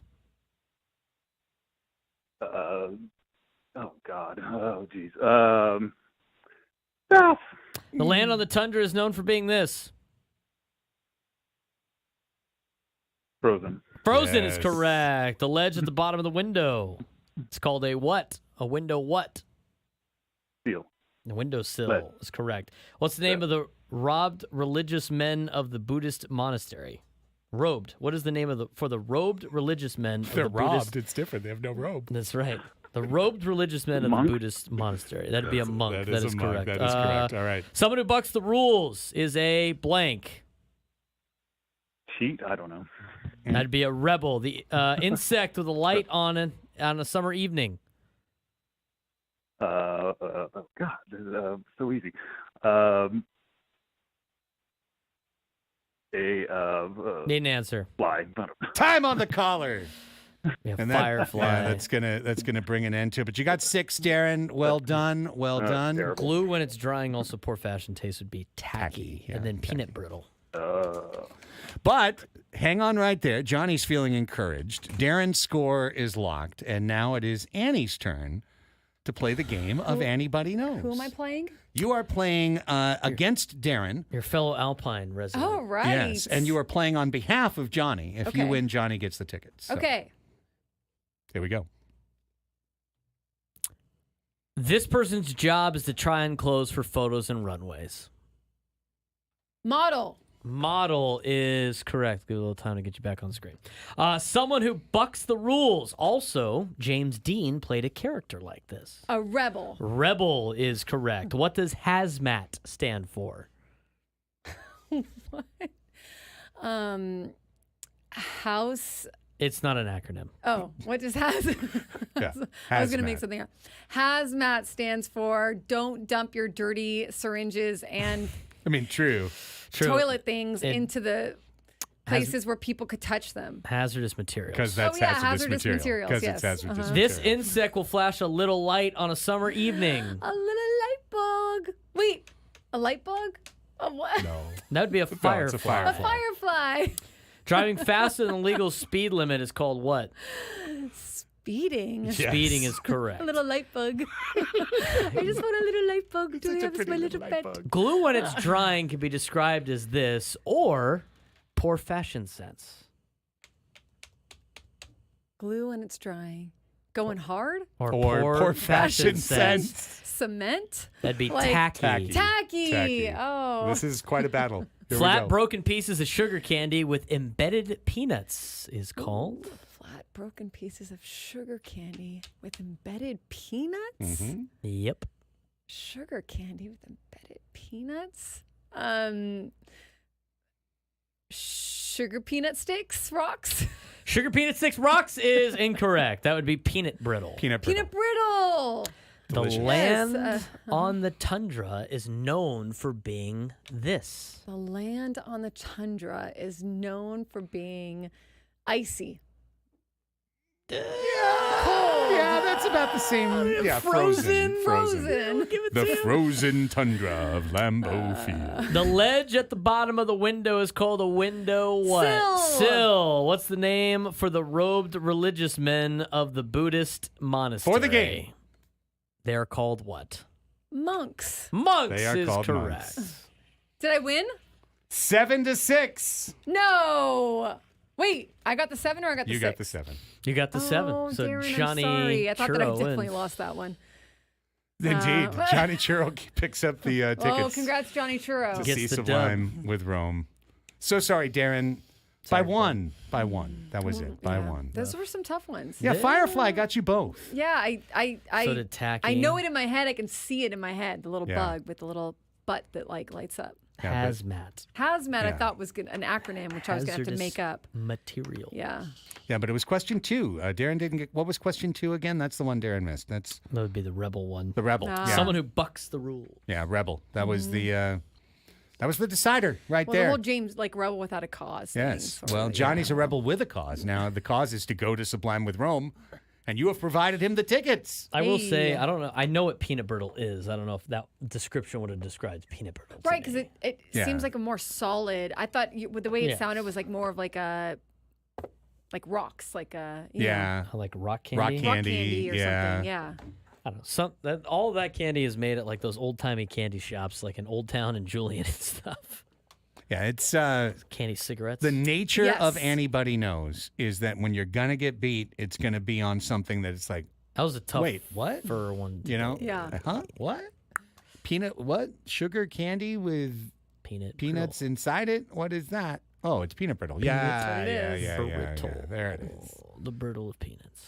All right, there it is. Your silly game for October 7th. Anybody Knows. We play Fast Money tomorrow. I don't know if anybody knew. There's a lot of stuff on there. It was Fast hard. money at where Fast where, Mo- where oh, tomorrow? where- what a- tomorrow? We'll be what a playing great- Fast Money. Really glad you asked me that, Annie. Yeah, glad there's a you nice. asked. Yeah, because our boss is texting us about. We just found Make out. sure you have this Indeed. on the So liner sheet. tomorrow, all day, 97.3 The Fan is broadcasting once again live at Baja Rick's. We will be at Baja Rick's Cantina for a live broadcast all day long, getting you ready for Game 3. Ben and Woods kick things off at 6 a.m., followed by Annie and Elsten from 10 to 2, and Gwen and Chris rolling all the way till 5 o'clock, at which point our live remote will end, and we'll go inside the Western Metal Building for the EcoWater SoCal Padres pregame show with Sam Levitt. So 6 a.m. to 5 p.m. tomorrow at Baja Rick's, located at 176th Avenue, across the street from the Hard Rock. It's presented by Santo, super premium additive-free tequila. Santo, work hard, play loud. We are told we will have a canopy. Yes, there'll be a canopy. I hope so. Anyways, hope to see everyone down there. Thanks to Baja Rick's for accommodating us. So we won't be singing tomorrow, flowers in her hair. Or sweat running down her body. It took me a while to cool down after that one. Like, it's not just it's because there's like no breeze, because we have that like 97.3 The Fan thing behind us. the So like, backdrop. so it's like you just trap the hot air, like, and it's kind of like on your back too. Like, but we'll excited for tomorrow. So thank you, Baja Rick's. So excited for tomorrow.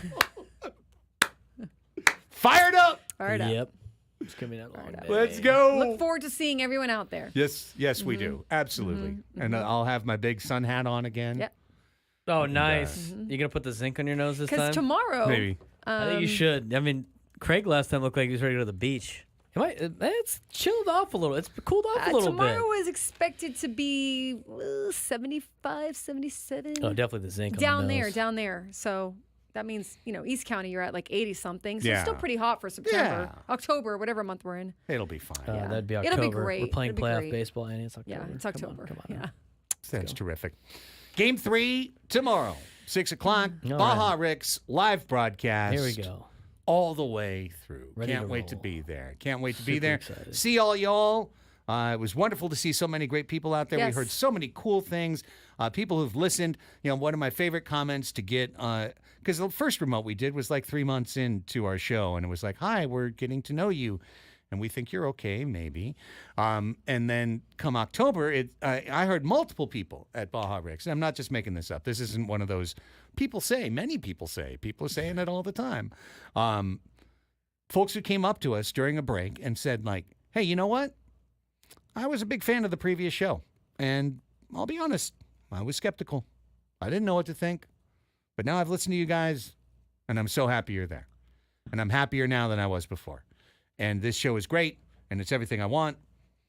And it was awesome to hear those comments. It's really affirming to hear those comments. So thanks to everybody. Can't wait to see everyone there. Make a day of it. Tell your boss whatever you need to tell him or her, and come on out and see you there. Quite a few female fans that were there last time and Yeah. spoke a bit at the end and said how fun it is to have some female unity in this. There's so many great female fans who I think get sometimes tossed aside, like they don't really know the sport or whatnot, and it's like they're paying as much attention as sometimes I feel like know a lot more than their male counterparts. So shout out to the females also. Come down there and like to be seen as well. Shout out to the females. Jocelyn was there. Yes. Saw right. Jocelyn. She's in the females- chat right now. Yeah, we appreciate everyone who comes down there. Jocelyn says, "We love everyone on this show except for Braden. We're not so sure about him yet." That's right. It's okay. It's fine. It's fine. He's going to win you over. Don't worry. It'll take time. Water on rock. It's a Braden slow kept us on process. air last time, so Braden also helped facilitate the cords being moved forward Yes. while we Yes. tried to get under the Cords. canopy. Now the thing about it is that the sun keeps moving on you, It does. so you can It does. get under, but it's gonna come back. It's gonna. Annie has special requests. Craig has special requests. What is my I was- special request? I was making a lot of magic happen. What behind was the my scenes. special request? Right, yeah. Gotta get the internet going. Well, the internet. We That didn't was- need the Guy was internet. bitching We about didn't- the internet. Call that a Annie, routine Annie request. was bitching about the headset. That's a routine request. That's All not of special. that happened Uh-huh. nicely. Fair enough. And Braden got the earplugs for me to work because Yeah. you can imagine it gets hotter when you're wearing You a know tight what? You headset go on on your head. remote. We haven't done a I have lot so of much hair, them. We so. get flustered. People don't know what's going on. Some of us have to stay calm and make everything happen. Let's take a timeout. When we come back, we'll hit Wilson. reset on all of our big topics, including this San Diego Padres team coming home in control in a 1-1 tie with home field Tuesday and Wednesday. Tuesday, Baja Ricks, your pregame spot all the way through. Johnny, stay there on hold. Braden's about to get your information. Thanks for everybody listening to Anybody Knows. Annie and Elsten continues after this quick timeout. Stick and stay on San Diego's #1 sports station, 97.3 The Fan.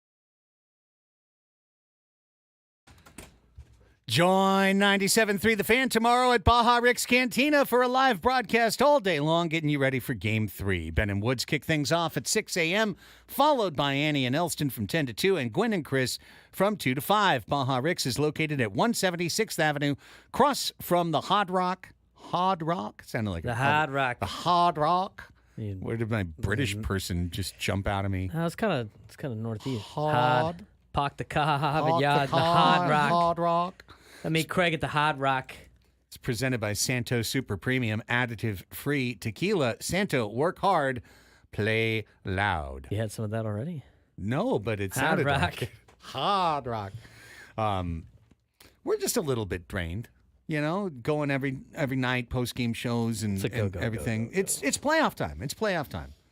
It's the weirdest thing because during the regular season, I actually felt this morning, Annie. Like, during the regular season, the day off comes, and it's kind of bummer for us because, okay, yeah, we've got the previous day's game to talk about, but then the next day comes, you don't have a game to talk about, and it's like, now what?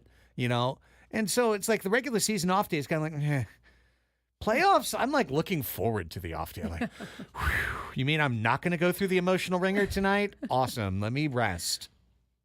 It is a lot of intensity, and you're locked in. You look at last night's game. I mean, you couldn't walk away from the TV, or you couldn't walk away from your seats without feeling like something was going to happen or had the potential of happening. And then so many pitches. I mean, you're living and dying on every pitch, right? Because so many moments matter in the postseason. So it is for anybody who's kind of working through this, it is kind of double the, I guess, workload. Although I'm not saying that's like feel sorry. I'm just saying that like you're just way more involved in everything that's going on, and there's more media availabilities and things like that in terms of pressers and whatnot. But at the same time, if you're a fan, your emotional investment is 2, 3, triple, quadruple what it normally is. And for the players, you're also working probably twice as hard as you normally do because you're now on game 171 something. And it's, it takes a lot out of you. And they're so intense. I mean, think about how exhausted you feel at the end of a game, especially one like you look at the Mets and the Phillies last night, or one like the Padres had on Saturday night, when it's like, man, you did so many things right. It wasn't like you lost the game by any means. Like you did so many things right, and then you don't win. Like you have to be careful to guard against that emotional low. So there's a lot in the playoffs. Well, it was one of the things that John Smoltz said the last couple of days that I thought was, really solid commentary, is just talking about the difference and saying how in the regular season, the focus of a ball player is on the season. It's on getting through the season. And in the postseason, it's literally every pitch. So whereas like 6 or 8 at bats could go by in the regular season, and then you're like, oh, wait, I need to do this thing.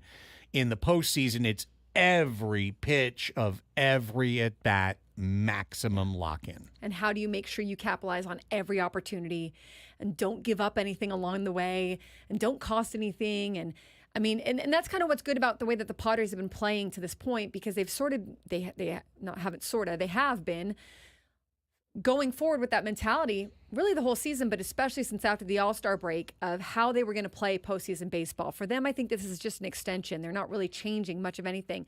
But you can't deny the adrenaline, and you can't deny the pressure, and you can't deny the intensity that's happening. That just doesn't happen in the regular season. And not to mention, the end comes abruptly. There's not one team right now that doesn't think that they're going to the World Series and winning the World Series or has a chance. So when the end comes, it is a shocker, and it is abrupt, and it takes no prisoners. So it's a wild time right now. This series has seen a dominant player dominate 2 games. It's not the guy who has a cartoon sketch that pops out of the score bug every time he's 3 or 4 or 7 batters away from hitting. It's Fernando Tatis Jr. Fernando Tatis Jr. has dominated this series and this playoff so far. 4 games, a hit in every game, 3 home runs. But the stat I will continue to repeat, he has 3 walks and 1 hit by pitch and 0 strikeouts. And any of us who's watched Fernando Tatis Jr. for any period of time, that's how you know Fernando's locked in, is he's taking 2-strike fastballs just off the corner as opposed to expanding the zone. This guy is as locked in, I think, as he has been at any point in his career. And then he's locked in. He's got a 643 average this postseason, 722 on base percentage, 1429 slug, 2151 OPS. But then he's also having fun.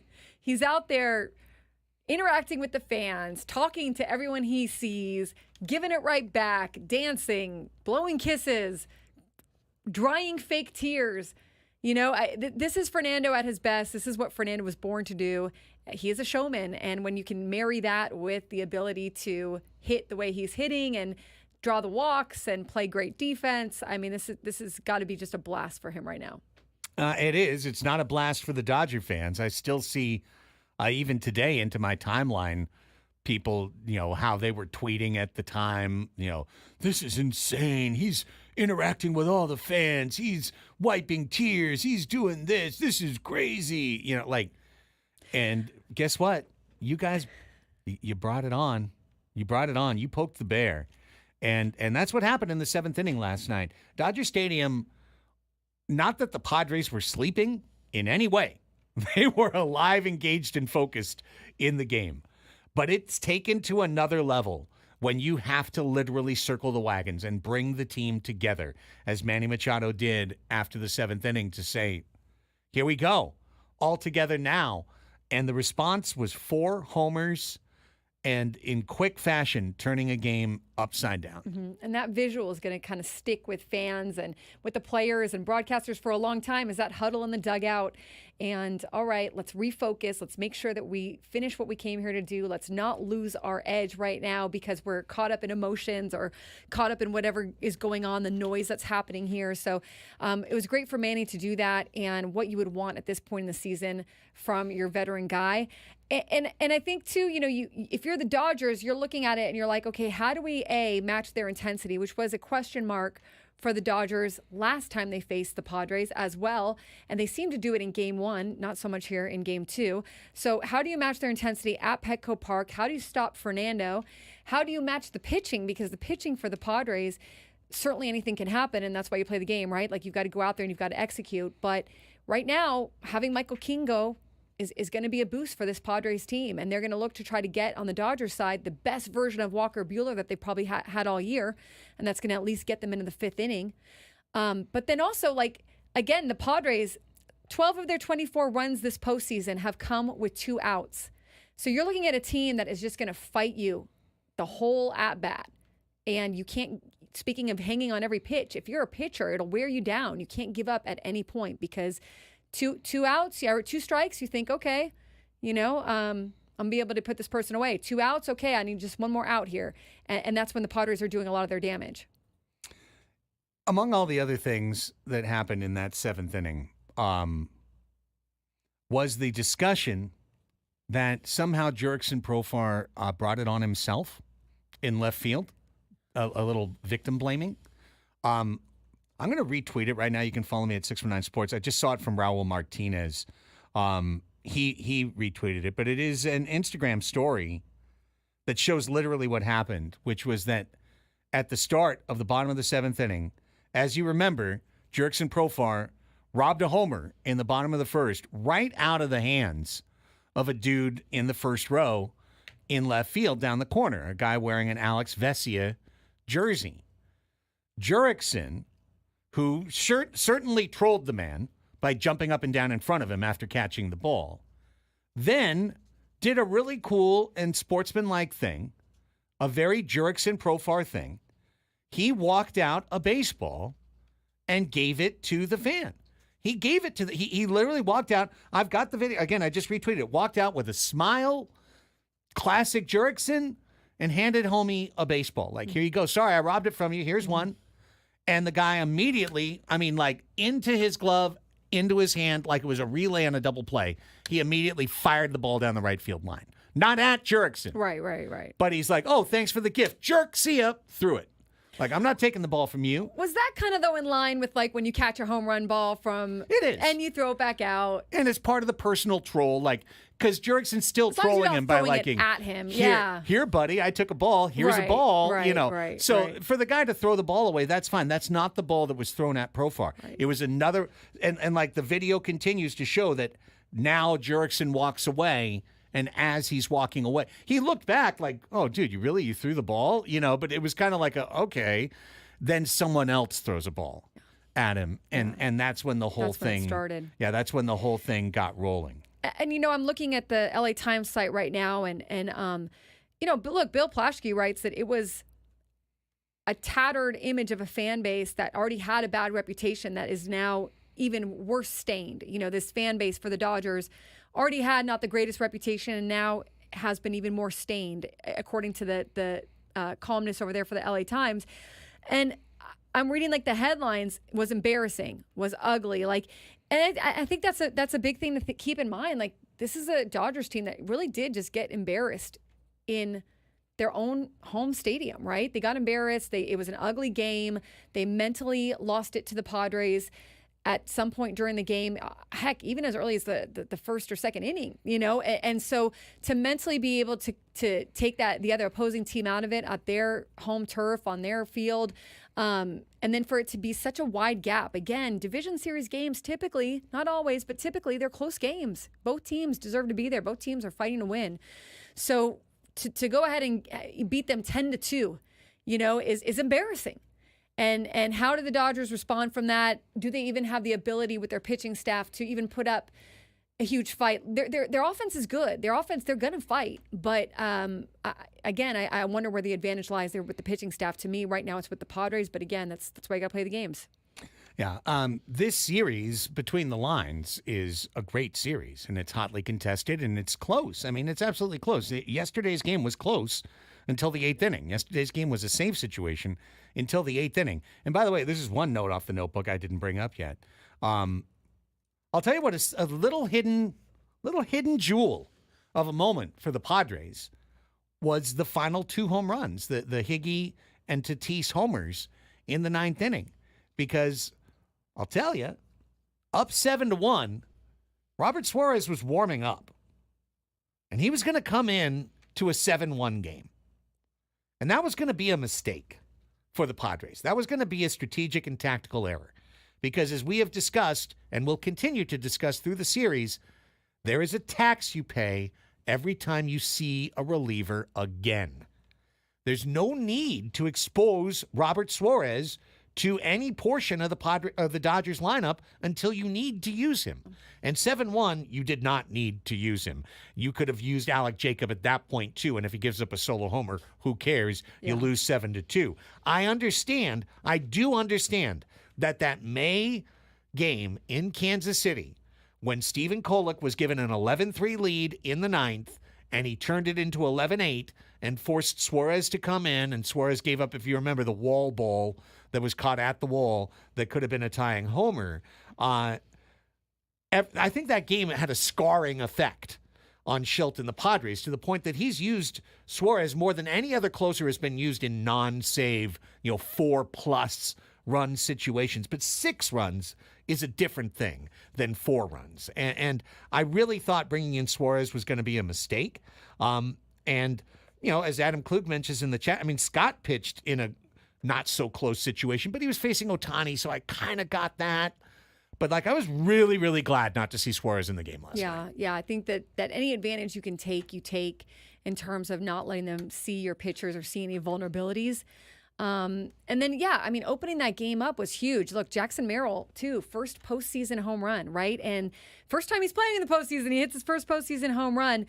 He goes the opposite way, first of all. Huge for Jackson Merrill there. He is the 4th youngest center fielder to ever homer in a postseason game. The 3 other center fielders, get this, Bryce Harper, Andrew Jones, and Mickey Mantle, that were younger than him. So among the youngest. Yeah. Harper, Jones. Yeah. Mantle. And Mantle. Yeah. So, Merrill. I mean, the company he's keeping right now is pretty intense, pretty electric here. And then he leads them with 5 RBIs this postseason. Like, he's having fun. You know, he's out there doing his thing. He said after the game that he was playing rock, paper, scissors with a fan. He loves talking to fans during the delay. Like, he's still having fun out there, respects the game a ton. So what a cool thing for him to be able to kind of open that one up. Hey, he's passed every test. And the latest test to be passed was, can you keep it up in the postseason? When the pressure goes up higher, can you keep your approach? How many guys have we seen in our career? You're seeing some in this series. You're probably seeing at least one from both sides in this series. Somebody who gets to the playoffs, feels the pressure, starts off a little slow, doesn't get a hit in the first at bat, starts to press more. Next thing you know, it's piled up. You're 0 for 12, you're 0 for 13.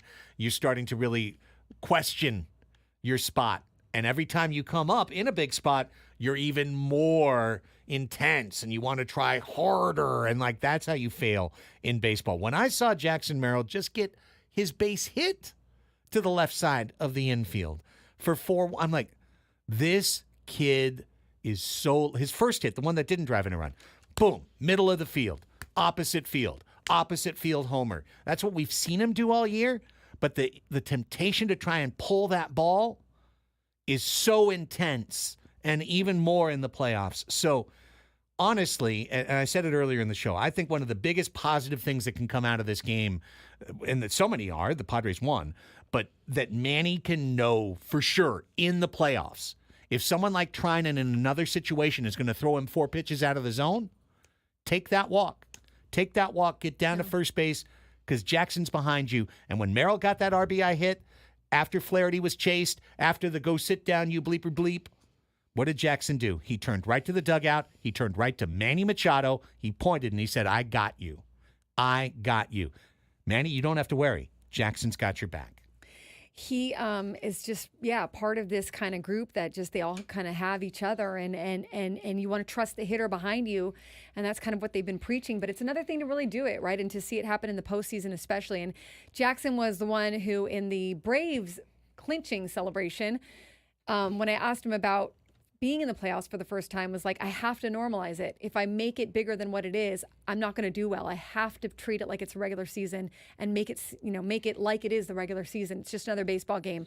And again, that's something that is easy to say, but harder to do, right? And so, again, for this team to just kind of calm themselves down and not let it get too far away from them. And look, another little tiny storyline, but was Alec Jacob getting some postseason experience? I mean, yes, it was mop up. The score was 10-1. He allowed a homer and a walk, but still, you get to say you pitched in a postseason game that your team won, and to have that experience, that's invaluable, So pretty cool. Yeah, I mean, he's in now. Yeah. He's in. Let's take our last time out. When we come back, we'll open up the lines. Ask Us Anything is the segment to wrap up the show. Sure, we got a ton of Padres fans that are fired up out there that have been listening to the program. If you want to call us up, now is the time. 833-288-0973 is our phone number. 833-288-0973. Give us a ring. It's 1:39 right now, so you've got about 11 minutes to call the show. And if you do, we'll put you on the air. All we ask is that when you do call, you have a question ready and loaded to ask the show. Annie and Elsten, Ask Us Anything is next on The Fan.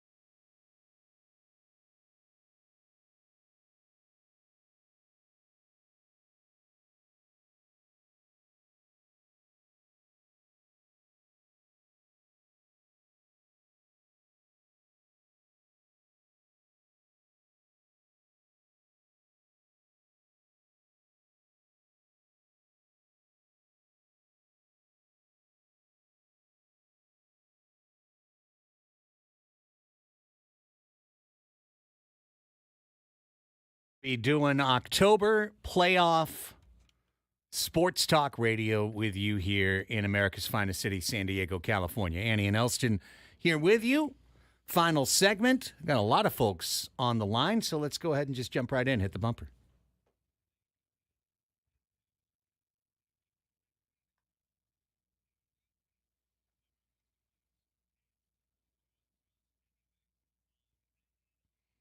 Eight 833-288-0973 is our phone number.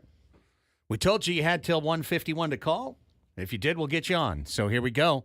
Just going to roll from the top of the board and start with LaKeith. Hey there, you're on with Annie and Elsten. Ask us anything. Hello. Just kidding. He gone.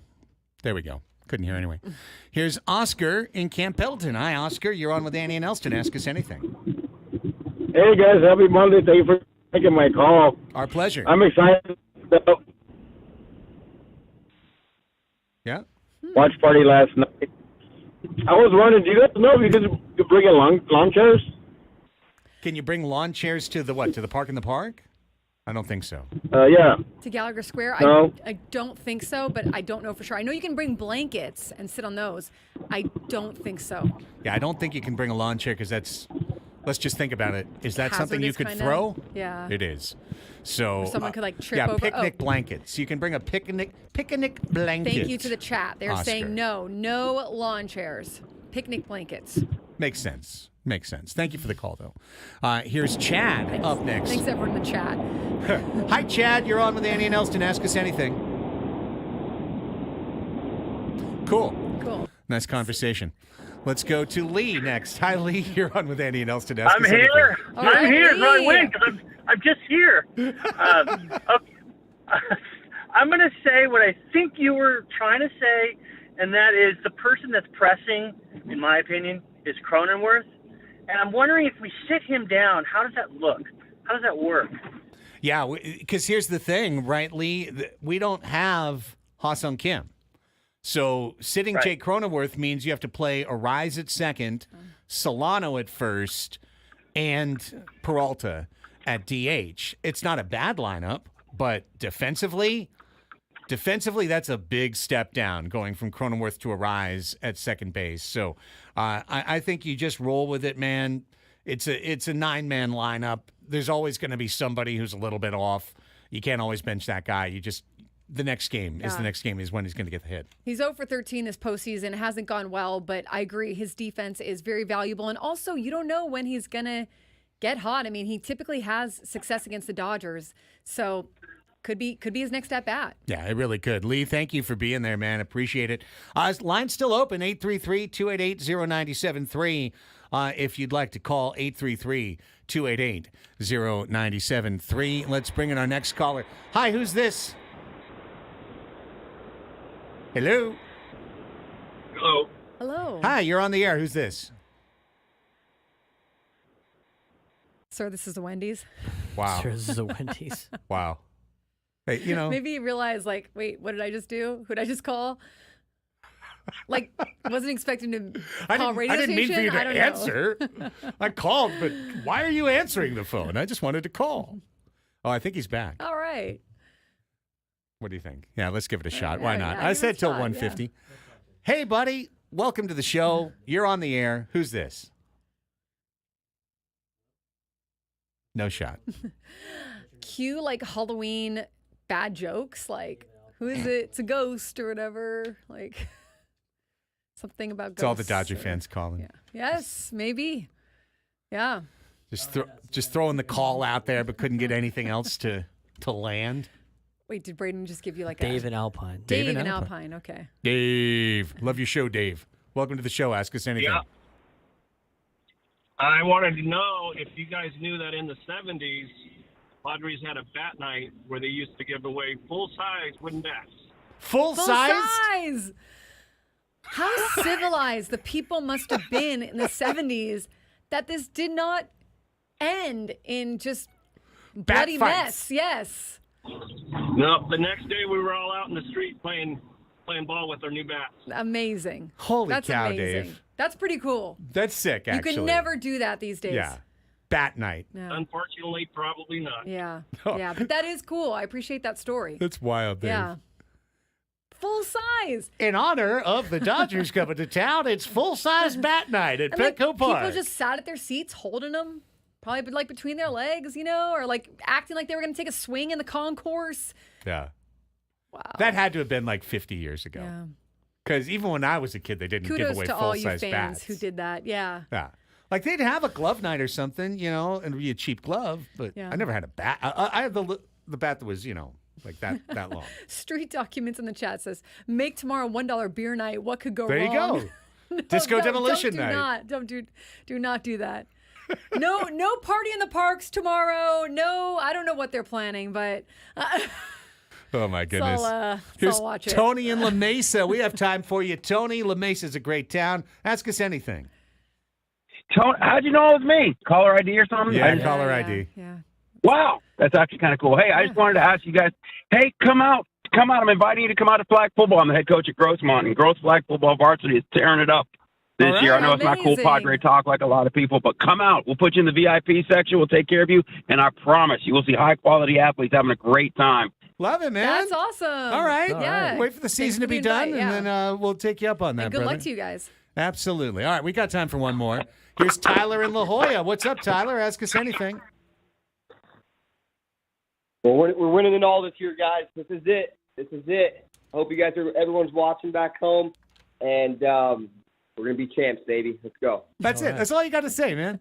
That's all you got to say. Say less, right? Say less. This is our year. Feels like it, man. Feels like it. Yesterday was pretty special. Yesterday was one for the memory books. It really was. I think people will remember that game for a long time. And if you're the Dodgers, you're trying to forget that game and make it a series to remember. But we'll see. I mean, Padres have a lot going for them right now. That's for sure. It feels like a wave. It's about to crash on Petco Park. It really does. And swamp those in blue. Put them in the undertow. Or as Tony says, drag him out to the deep end and drown him. Who says that? Tony Gwynn says it Really? all the time. Tony Gwynn Jr. That's what the Padres offense does to a starting pitcher. Okay. Drags him out to the deep end. It's very see that. It's very crocodile-y, law of nature, dangerous metaphor. I like it. It's as Fernando Tatis Jr. says, it's a jungle. You're in the jungle. You got survival of the fittest. He likes to swing from the vines, man. He's out there. Fernando is he is in his element. That is for sure right now. He is in his element. A reminder, tomorrow the whole station is on the road. We are at Baja Rick's tomorrow. Come join us. Ben and Woods from 6 to 10. Annie and I and Braden from 10 to 2.